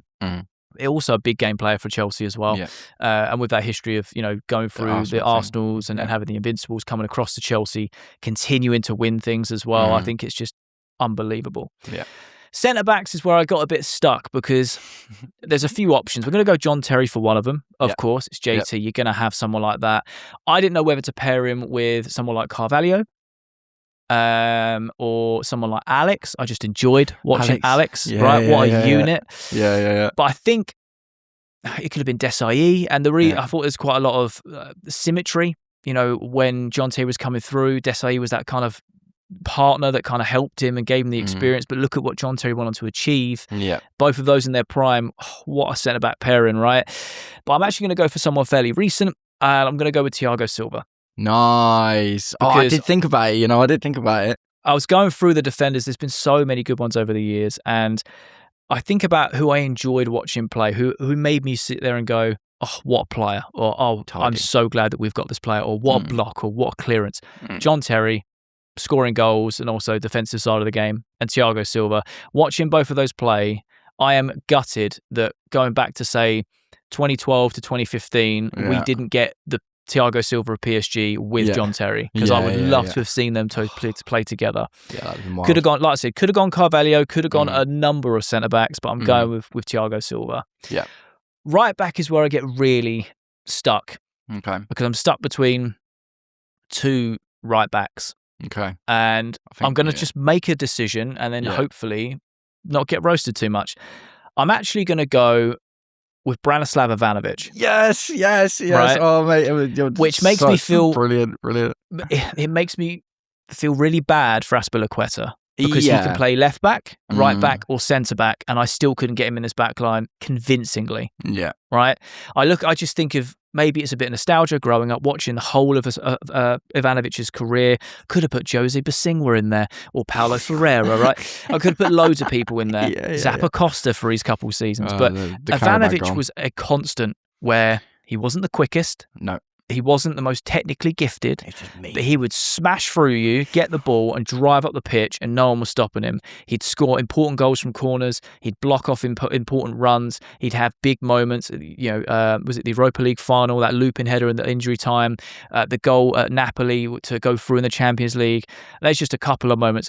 Something about that big Serbian guy. I just absolutely adore him. And it's no... 100%. Disrespect to Dave, because like I said, he could play anywhere in that back four. I just couldn't fit him in. I could say Azpilicueta, but then I don't know. I just think Ivanovic was the guy. I don't know. Debate I had in my head about, and I loved Ivanovic as well, but I kind of landed on James. But I think the thing with Azpilicueta, he was phenomenal, but he was always, every single time, a 6 or 7 out of 10. And he was never a 10 out of 10. But that was one of the things that made him so good, was his consistency, right? You could always rely on him. And availability. But never injured. Yeah, exactly. But in terms of getting you off your seat, fair. Azpilicueta wasn't that guy. Ivanovic, like you say, Ivanovic will knock a centre-back out of the way and score a goal. Do you know what I mean? And he'll scare people, and he looks really mean. And I love the fact with Ivanovic that he was actually a centre-back, and then Jose Mourinho came in and went, no. Nah. Branislav Ivanovic is you're playing right back. That's what I'm saying. He wasn't the paciest of players, but he covered ground. He always recovered well or got forward well. But like I said, I feel shaved his head that one time. Terrifying, absolutely terrifying. He's the sort of guy. I'd love to meet him to see if he was as mean. I don't think he is, but if you saw him in broad daylight, you would cross the road. Do you know what I mean? You give him a wide berth. You think, I'm not sure. Catch him in the bad mood, I don't know where I'm going to end up, right? Him and John Terry in your defence, man, is like, that's scary, isn't it? That's so animals, scary. Right? Yeah, literally. So I feel bad for Dave, because he should be in there really, but I just couldn't justify squeezing him in at left back or centre back, or it is what it is. And again, I didn't even think about Reece James as an all-timer for right back. I think he will go on to do that. I don't know. I'm just looking at others that I've seen the whole career of, and I think Reece James is up there, but I'd still put a couple just a bit above him, at least at this stage anyway. Yeah. Moving on to midfield. We've got obviously one holding midfielder, 2 8s. So holding midfield, I am actually going to go with Makelele. Yeah, okay. Now this was a toss-up for me between John Obi Mikel, Jeremy, Essien. I'm joking. I'm joking. John Obi Mikel. That was a genuine shock. I was like... It has to be Makelele for me. The guy had a role named after him. Could have been Ramirez. Essien was definitely a contender for me. I know he wasn't really an anchor, but they called him the Bison because he'd knock people out, and he'd be that sort of 8 that drops but also progresses, but it wasn't really his game, right? And for me, I just loved watching Essien. I really did. But we're going to go Makelele. And I think it's just the nostalgia and the memories as well, as not only how good he was as a footballer, but him scoring his first goal against Charlton, that penalty that kind of rebounded. He gets the tap in and sort of like euphoria of the team really trying to get him to score. It always just lives long in my memory, right? And just as a player, he was just no nonsense. No. He was a crab. He just went sideways. Just stopped everything. And I know they used to call Ray Wilkins the crab, right? And I get that, but Makelele had the role named after him. I'm going with him. Yeah. No, definitely. It was a toss-up between him and Kante for me. Yeah, it could have been Kante. It could have been Ramirez. Ramirez is a solid shout too for someone with legs. And I kind of feel bad for not incorporating. If I had a two holding midfielders, again, I'd still wouldn't be able to, I'd feel bad leaving one out. We've been very blessed in that position over the years. Now, when it comes to the 8, and again, Matic as well, as you mentioned, could definitely be in there. For the 8, now, I think football-wise, it probably wouldn't work, but stylistically, I think it would look pretty. On the left 8, I'm going to go Frank Lampard, of course. It has to be in there. Like you mentioned, the bombing runs, the goals. He's just an unbelievable player. There's just no words for that type of player, you know? So he needs to be in there. But partnering him, like I said, footballing-wise, probably wouldn't make sense, but stylistically, I'm going to go with Juan Mata. Ooh, what a player! What a player! What a player to watch! Winning, player of season. the Chelsea player of the players player or whatever it was, 2 years in a bounce. We only had him for 2 seasons. The GA he provided, the moments he created, absolutely. The wizard, unbelievable. He's one of those players that was short-lived at Chelsea, but in my opinion, maybe he gets overlooked a bit now because we have so many players, right? Yeah. But I look at him and just think, wow, why did we get rid of him? Like, we should have kept. What a player! Because Mourinho was like, nah, mate. He said you can't have Eden Hazard and Juan Mata in the same team. But that season they did play, the GA they got between those two and Oscar was off the chart. So it's a bit of a backwards thing for me, in my opinion. But hey, it is what it is. Juan Mata has to be in there for me because, like you said, in terms of not necessarily the best for the position, but made you go, got you on the edge of the seat. That left boot. Wizard, mate. Absolutely. That volley against United. Or just the way he curls balls in or chips the ball over the defence. He was a hard worker as well. He wasn't just one of these like Eden Hazard, for instance. He had Juan Mata had an excellent work ethic. He was very intelligent, read the game really well. For us, it's always difficult for a small player in the Premier League, isn't it? Of course. But for him to get 35 assists in all competitions in one season, it's just outrageous. FIFA numbers. Do you know what I mean? Stupid, absolutely stupid, unreal. So they're my midfield of Makelele, Lampard, and Juan Mata. Now we're going to go to the front three. I think just to finish off on that, I think Makelele helps the Juan Mata being in there stylistically. Maybe. I mean, look, we're going to look at the 11 and you're going to say, this doesn't make no sense, but there might be some elements. Yeah. We're going on to the attacking 3, and this is where I'm going to get the most flack, I believe, but we'll soon see. On the left, we're going to go Eden Hazard. Yeah. But from a favourite and excitement point of view, a close contender for me personally is Damien Duff. I think he never gets spoken about. That's true. And he was such a good player, so much pace. He never messed about. And one thing I always remember growing up is he did an interview about learning how to fall properly. So he had to hire a stunt double expert so he could roll on his shoulder without dislocating it all the time. So when he was getting fouled, he knew how to roll to not be injured. Because when we first got him, he was just popping it out all the time. And he was a bit injury prone in that sense. But yeah, after hearing that interview, and there's a hilarious one for the Ireland team about he was driving around a car with a fake plate because he thought it was just someone bought him like a Duff plate. Yeah. Like ones you can just get from a gift shop. He put it on his car and was driving around because he genuinely thought, this is a plate. And I just think he's funny, right? A good player as well. Yeah. But obviously we're going to go Eden Hazard. Absolute wizard, magic player. Ridiculous. Unreal, man. Like, honestly, I was very lucky to see him live at the Bridge, do his thing. And there's certain things you hold dear to your heart. There's a lot of these players as well, being able to see them do their thing there live in the flesh. I think we forget about it sometimes, and we just kind of sit back and go, wow, I've actually seen that majestic man just go do his thing. We'll go right wing, and again, it's a toss-up. It could have been Iron Robben, could have been Zola, it could have been Joe Cole, could have been Solomon Kalou. It could have been anyone, right? It's Solomon Kalou. I'm actually going to go Joe Cole. I actually am. I think my brain would love to see, in my eyes, more importantly, would like to see an Eden Hazard on the left and Joe Cole on the right, both in their primes. It'd be like watching the Harlem Globetrotters, bro. Do you know what I mean? Like the flair is oozing. Matt just behind, just pinging balls. Oh, bro, I think it'd be unbelievable. I love you don't get English players like that so often as well, do you? To be completely honest, that was one of the really cool things about Joe Cole, was like that element of flair in his style wasn't a very typical English kind of style, was it? You don't see loads of English players doing like 40-yard Rabona passes from centre midfield, and at the time it was unheard of. He was on Showboat every week on Soccer AM, do you know what I mean? And you're like, where's this come from? But like, again, there's so many interviews, and I think Bullard did one where he's like, oh, Joe Cole, what a player. Like, you'd be in training with him and he'd just try stuff. And you'd be like, have you done that then? At the time where it was all like very showboating was coming into the game more, being highlighted. Bullard was like, he'd ping the ball 50 yards in the air and it's just, you touch it down like it's come off of a mountain, no problem. And then he'd ping it 40 yards with a Rabona and you're like, this kid's 21, what are we doing here? Like, how am I playing with him or whatever? I just think he was phenomenal. Again, I also think he was one of those players that were quite underrated through his career and we appreciated after. Right? I mean, that move to Liverpool really didn't help him. And obviously he went to Lille and was very sort of evident in trying to persuade Hazard to come across here. You got to go. But yeah, I'd have Joe Cole on the right hand side. I also love Joe Cole in interviews now. Yeah, like, I love listening just to Joe Cole talk. Really. Yeah, he's just such a geezer, but he's got such a great take on football in general. I very rarely hear, apart from going in for Mbappe recently, I thought that was a little bit wild. But for the most part, when he's analysing games and stuff, like really intelligent player, do you know what I mean? Obviously, that is, you can kind of see that when you hear about he's got really like reasonable, calm takes. So just a all-round great guy, but phenomenal footballer and a bit of a, like I say, as an English player, quite rare. You don't really get that kind of. I just thought again, you appreciate him after his career finished. Yeah, and you kind of go, wow, we had a player like that. I know the one that gets clipped a lot is that Man United goal. Where he takes on his chest and takes out like a Vidic, Ferdinand, and I think it was Hargreaves all at once, and he smashed it past Van der Sar, and you're like, where's that come from? Good, great player. Love watching him play.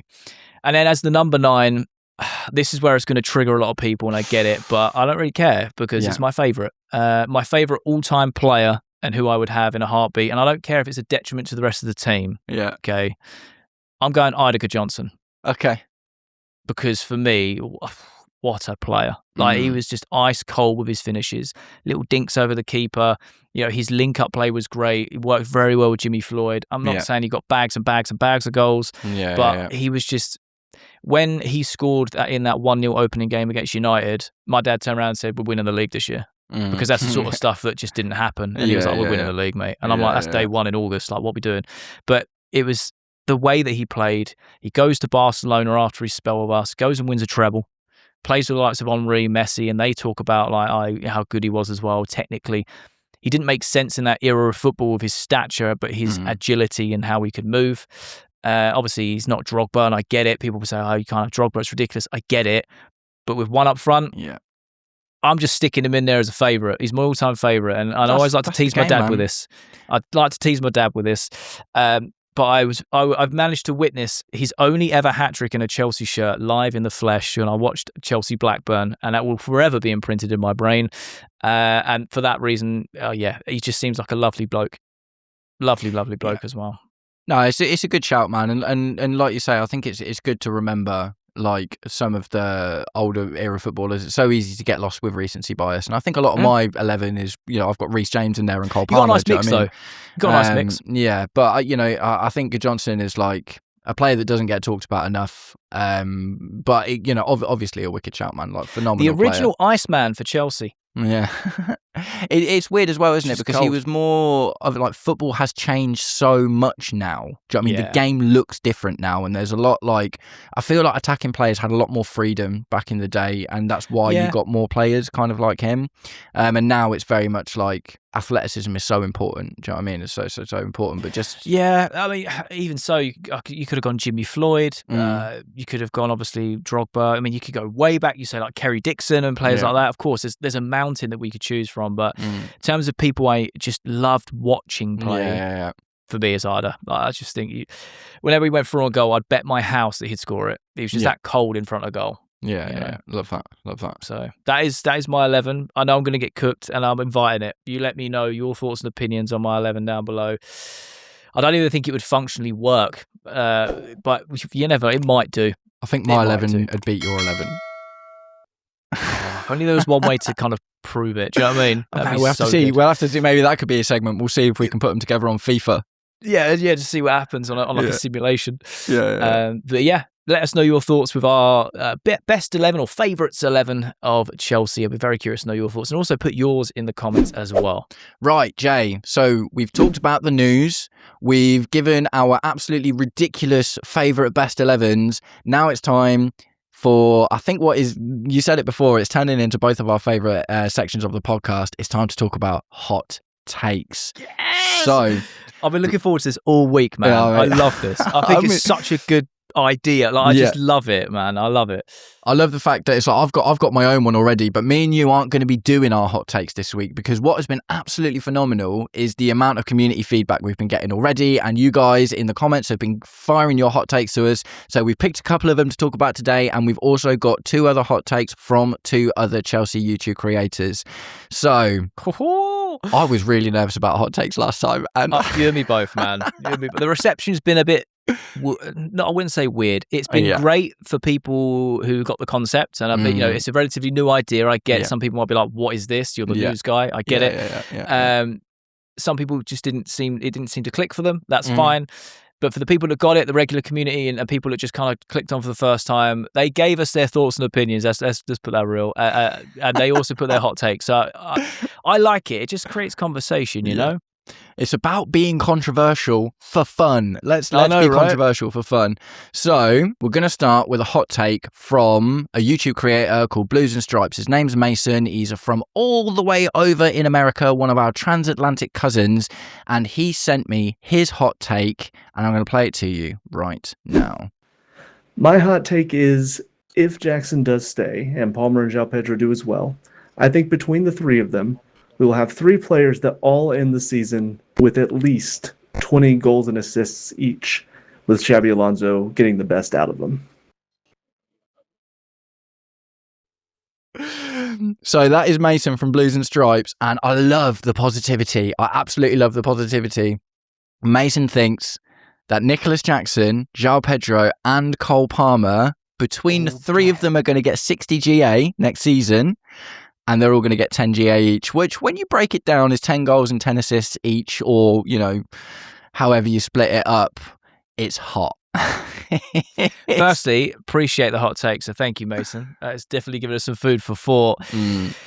That's wild, man. Like, I'm just trying to think of other attacks. I mean, when you split it down statistically, it does make sense. You look at João Pedro, 28, 29 GA this season. Palmer's done well over that before. Yep. Jackson's even done something similar, just around that 20-ish mark with his goals and assists and Chelsea shirt. So, in theory, if they're all firing, all cooking, all on all cylinders, it should make sense. I personally cannot see that happening because I think it is detrimental on Nicholas Jackson staying or leaving at Chelsea. And not only that, I don't know how Xabi Alonso. I just don't see Jackson. I think he's the link there. I think that's not possible because what happens with Esteval and Quenda and all these other attackers that are going to want minutes and be in rotation. Yeah. I don't see Jackson being the main 9. You've got Pedro. He might get minutes there if he stays, but we've got Omega. We've got Delap, whatever happens with those as well. Big situation there. Palmer, I mean, look, we all want to see him back to his best. Of course we do. But I think it is going to take some sort of rejuvenation, some revivability from Alonso. 20 GA each. Yes. I mean, big, if man. we think in a bad season for Chelsea, João Pedro got like 28, 29. Cole Palmer got 15, I think, for a bad season. I think the thing it's predicated on is, quite specifically, it's a formation thing, because I think the only way that happens is if Nicholas Jackson becomes our de facto left winger. Yeah, for sure. And gets all of that game time, right? Because if Nicholas Jackson is a rotational striker option, I'm not convinced about him getting 20 GA. And if he does, that'd be wild. At the same time, I can't see Jackson getting 20 GA as a starting left winger. Personally, I'm just, again, it's not throwing shade at Jackson. I like him as a player. Yeah. But he isn't clinical. Like that, he just isn't, right? So he can provide for the team. I think his ball carrying ability is fairly decent. His link up is very unique in terms of that winger / striker-esque thing. His hold up play is relatively good. He's just not clinical. Yeah.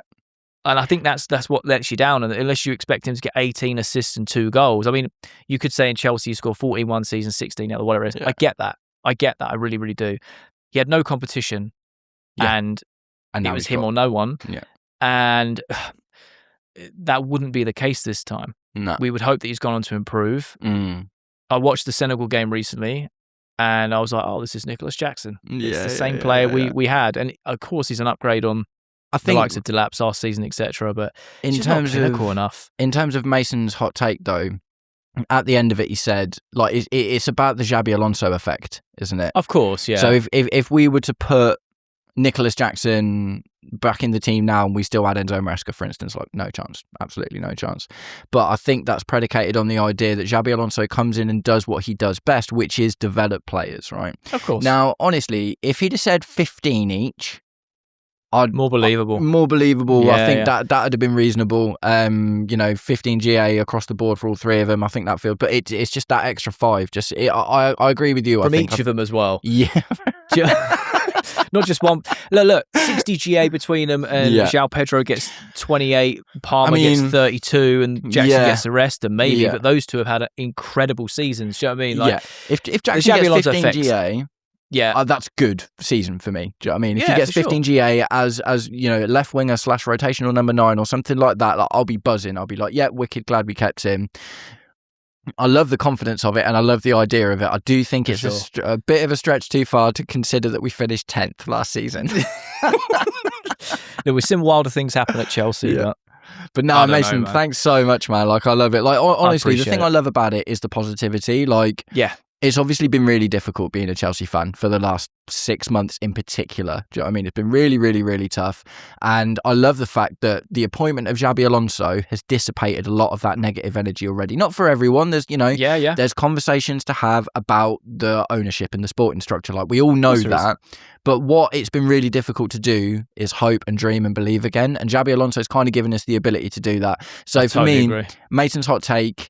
And at the end of the day, it's a hot take. Like, that's the whole point. Do you know what I mean? We like a little sprinkle of delusion in there as well. That's what makes us fans, right? You have to. Like, my thing last week was that I think we're going to beat Arsenal to Morgan Rogers. Like, that's probably quite delusional, as much as I can argue it. Thought that Alonso was gone before Christmas. Exactly. So no, Mason, thanks very much for that hot take, man. We really, really appreciate it. And you guys let us know your thoughts on Mason's hot take too. Do you think 60 GA between Palmer, Pedro, and Nicholas Jackson, if he stays, is doable?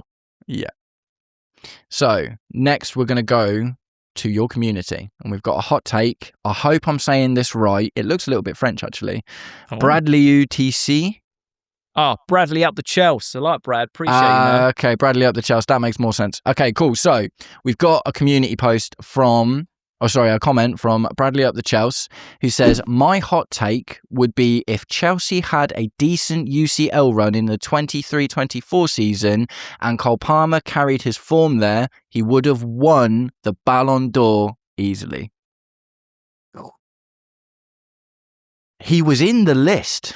I was just about, so my brain was whirring there. He was in the list that season. He was in the list that season. Was he within the top 15? I think he was like 8 or something. If he was within the top 10, it's hard because I think that the Ballon d'Or is obviously journalistic, right? It's narrative driven. Yeah.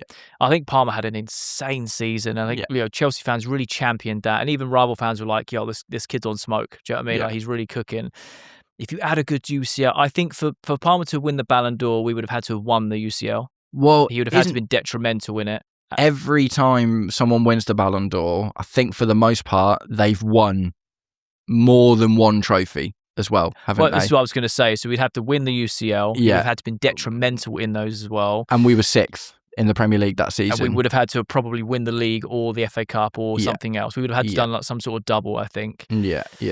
So I see his thought process though, because he was placed. He was in. He was relatively high up the list. In my head, I think it's 8th. If I'm wrong about that, let me know in the comments. Let us know in the comments. I think you're right though. I think he was just in the top 10. I know he was definitely in the top 15.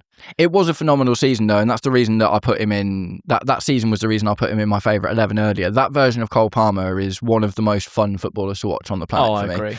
I agree. But I think it's really difficult because, like, classically, pretty much every Ballon d'Or winner has won at least one, if not two trophies. And largely, if it's in an international year, it's normally connected to that as well, isn't it? Who won the Ballon d'Or that year?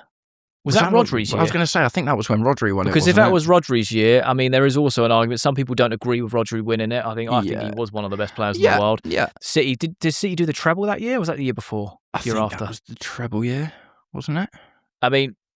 Yeah, no, it must have been, because that was the year Maresca was still at City. Leicester? And then they went to Leicester the next season. Oh, right.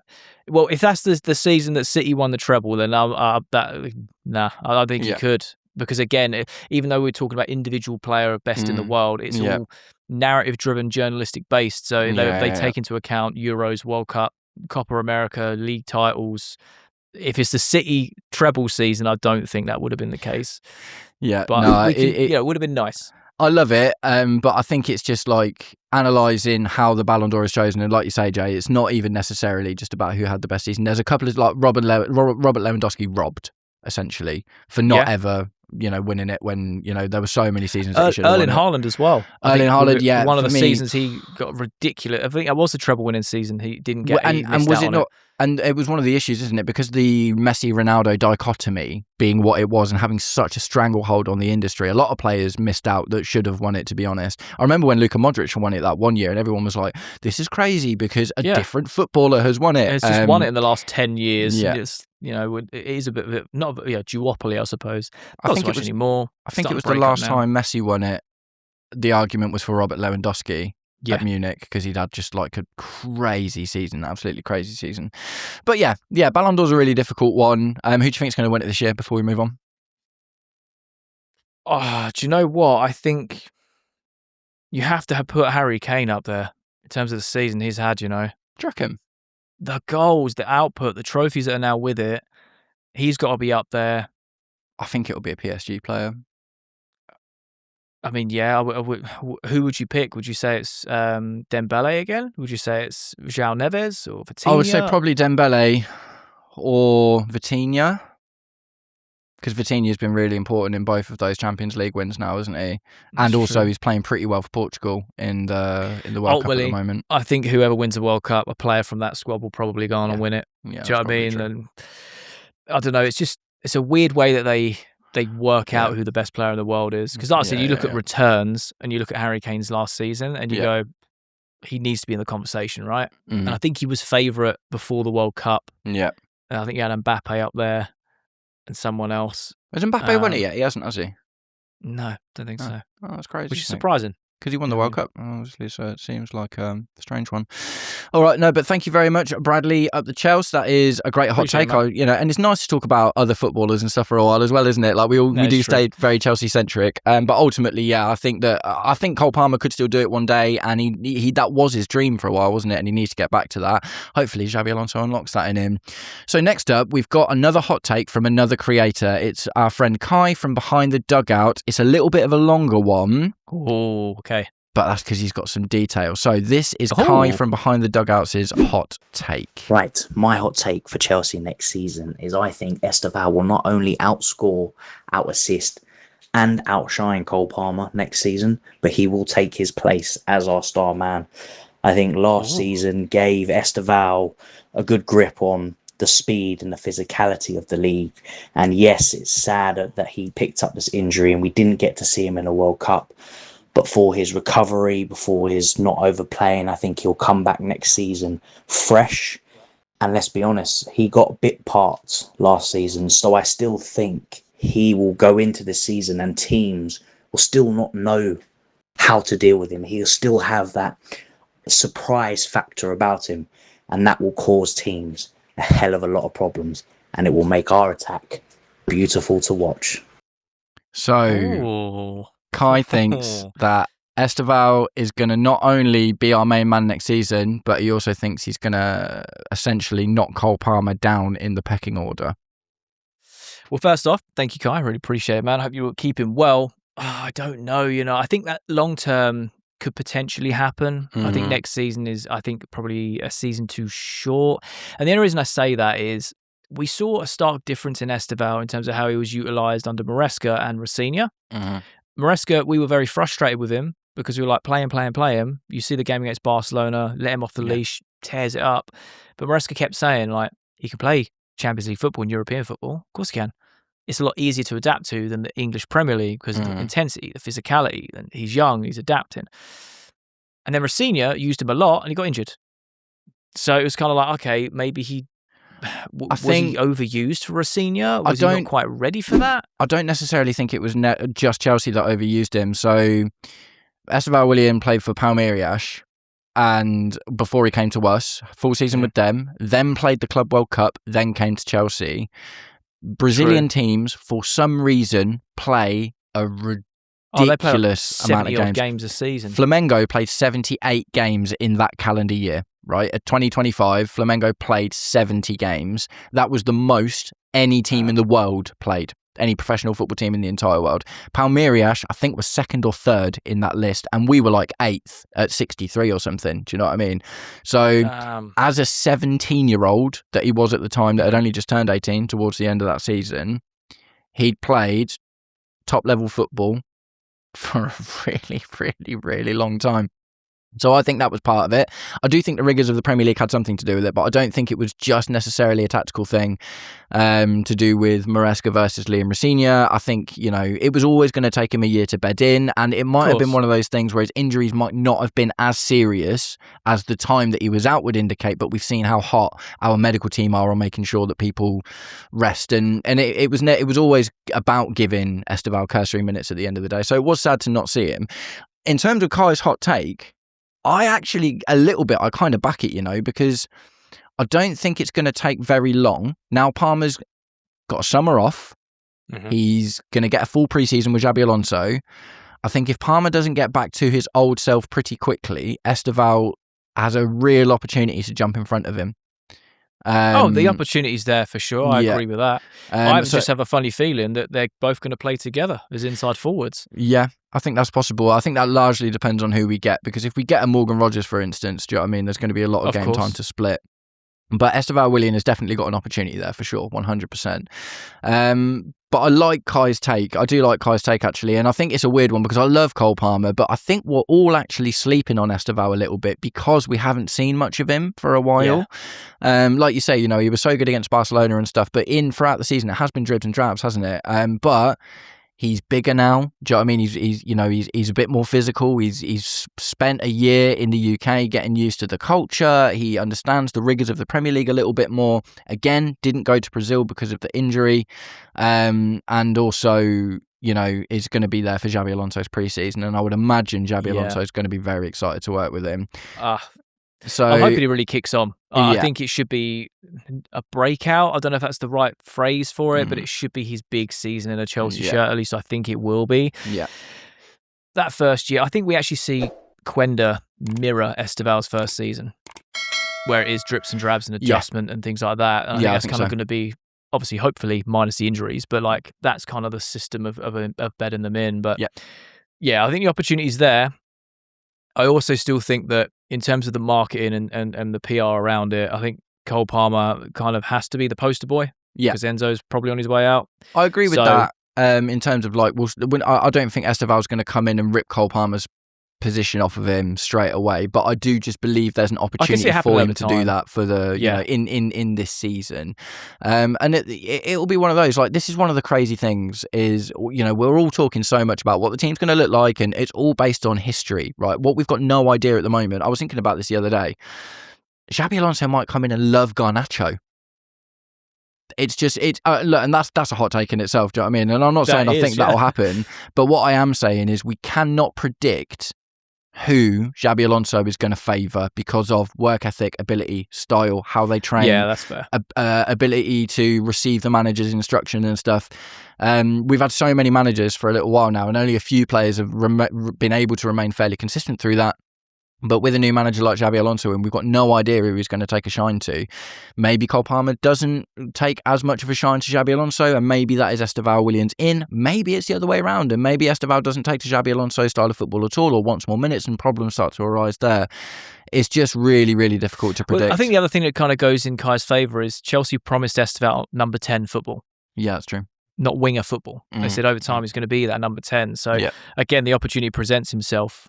where you're either in rotation with Palmer or you're ahead of him in terms of form. So the only thing I'm kind of on the fence with is it this season that he does that or next for sure? Do you know? And that's where I'm kind of like, I think it's inevitable it will happen. I feel like it'd be a lot of variables. less of a hot take if it wasn't this season. Yeah. Because if we just said next season, it's like, oh, that's a thing I can actually see happening. But that's what makes it a hot take, isn't it? That it's going to happen now. Cool, I like it though. That's got me thinking.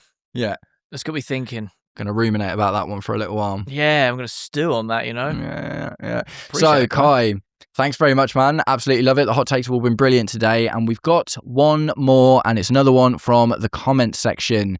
Now, this is a response to your hot take from last week. Okay. That Xabi Alonso is going to win silverware in his first season.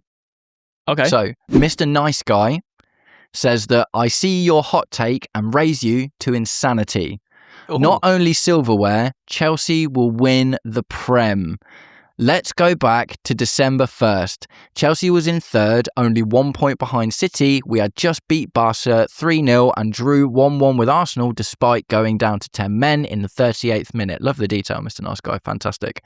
We now know Maresca was playing footsies with City under the table, so it's no coincidence December is when the wheels started coming off.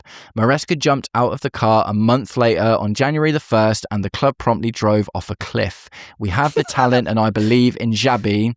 Blue is the colour. Oh, that's spicy. Firstly, Spicy. That is, I like that. Thank you so much for the comment. I mean, you said it yourself. You're taking a point. You're raising it to insanity. We win the Premier League next season. You make some good points because you are right statistically with everything you just said, where we were position-wise, what we just played, and how things kind of played out. Do I see a repeat of an Antonio Conte's Chelsea, finishing 10th, no European football, total rebuild or rebuild of such, going on to win the league? A lot of you guys already argue with me about Arsenal's dominance. You think I'm deluded about it, and I just think that they're good at the right time. Unfortunately, no one likes the style of play, but it gets them results. And are we the team to stop them next year? Are we the team to stop them? Like, it's a big call, isn't it? It's a really, big really call big to sit call. there and say we go win the Prem. Yeah. I mean, I love the thing is, like, put yourself back in 2016. Antonio Conte's through the door. None of us know him particularly well. His English is absolutely terrible. Well, the only thing we know about him is he plays this boring 3-at-the-back style football that we don't really want to see. He comes in and he tries a 4-2-4 initially with Ruben Loftus-Cheek playing as a left forward, which was wild in itself. It didn't work. Halfway through the first game against Arsenal, it was going badly and he swapped to that 3 at the back. We never changed back and we stormed the league for the rest of the season. True. And no one saw that coming. Yeah, no one saw it. No one was like, Antonio's coming in and we're winning the Premier League this season. No one was saying that. I'm just defending Mr. Nice Guy's hot take. No, I like it. It makes sense. You know, again, like you said earlier, we only look back on history, what has happened rather than going forward. Look, I would be all for it, bro. Look, let's go win the Prem. Do you know what I mean? I would. Oh man, it'd be unbelievable. And look, I think it's a dream scenario that Xabi comes in, wins us the Prem, and all of a sudden we're back. Do you know what I mean? We've got the right players through the door. We've got rid of the right players at the right time. Everything starts to click. We've got the right manager. The recruitment's spot on. We're playing great football. We go win the league. What I would say is, based on the changing makeup of the Premier League as we are right now, the opportunity to challenge has presented itself. Yes. Whereas it wouldn't before, because if Pep was still at City, then things, and even if Slot was still at Liverpool, because you would then argue that there'd been a bit of consistency in it, you know, they'd start to build their project or whatever. He obviously got them back into the Champions League. He did a pretty good job towards the end. But the fact that there's been so much change at the top of the table, I think the dynamic is shifting. Yeah, it's not just a given, because before it was a given that it'd be like, it'll be City and Arsenal in 1 and 2, and then you're looking at maybe Liverpool or Aston Villa to fight for the next couple of spots, and then maybe underneath that, even going back to there, it was City and Liverpool for years. Do you know what I mean? And then no one else could kind of break into that. Arsenal were kind of sniffing around, and things kind of, it was those three really. So there's definitely an opportunity, if our season goes well, for us to challenge. Not whether I think we will or not. I'm not saying. I'm just specifically talking about the Premier League. I'm going to say we are until Christmas. We'll revisit this at Christmas and we'll go. Okay. We'll see what's at. But for the first half of the season, full pre-season, all the good players that didn't go to the World Cup under Alonso. We've got a relatively good 6 games. We don't leave London, other than away to Arsenal third game of the season. But even so, travel-wise, let's go for it, man. Hell for leather. Do you know what I mean? Let's just see what happens. Why not? We'll back it. It is insane. It's an insanity take. I get that. I appreciate it. You heard it here we'll first. We'll visit in December. The delusion is born today on Talking Chelsea, on the Talking Chelsea podcast, that Chelsea are going to win the league under Xabi Alonso in his first season. And he also said we're going to raise what I said, which was, potentially domestic silverware or at least one. And that was a hot take. Do you know what I mean? So we're going for the treble. It's already a hot take. Next week it's going to be treble. Domestic treble, quad, isn't it? Winning everything. For sure. We're going to force our way into the Champions League somehow. Brilliant. I love that. Well, and that wraps up our hot take. So thanks very much to Kai and Mason for your voice notes. Thanks very much to Bradley and Mr. Nice Guy for the community post. What's the hottest hot take today, Jay? Oh, it's got to be the last one, right? Mr. Nice Guy winning the Prem. It's got to be. I think all of them had elements of things, but Mr. Nice Guy just went, I'm going to crank it to 12. Do you know what I mean? Love that. That's what you said, domestic trophy. We're winning the Prem, bro. I know, I rate it. I absolutely love this. It gets you guys involved. We get to have chats about things that, we wouldn't necessarily think of or we might hear online. I just think it's a really cool little thing to speak to you guys once a week. And it just freshens things up. It's something fun, So I enjoy it, man. I really do. And guys, don't forget, get your hot takes in the comments because we love talking about this stuff, man. That's so good. It's so much fun. So good.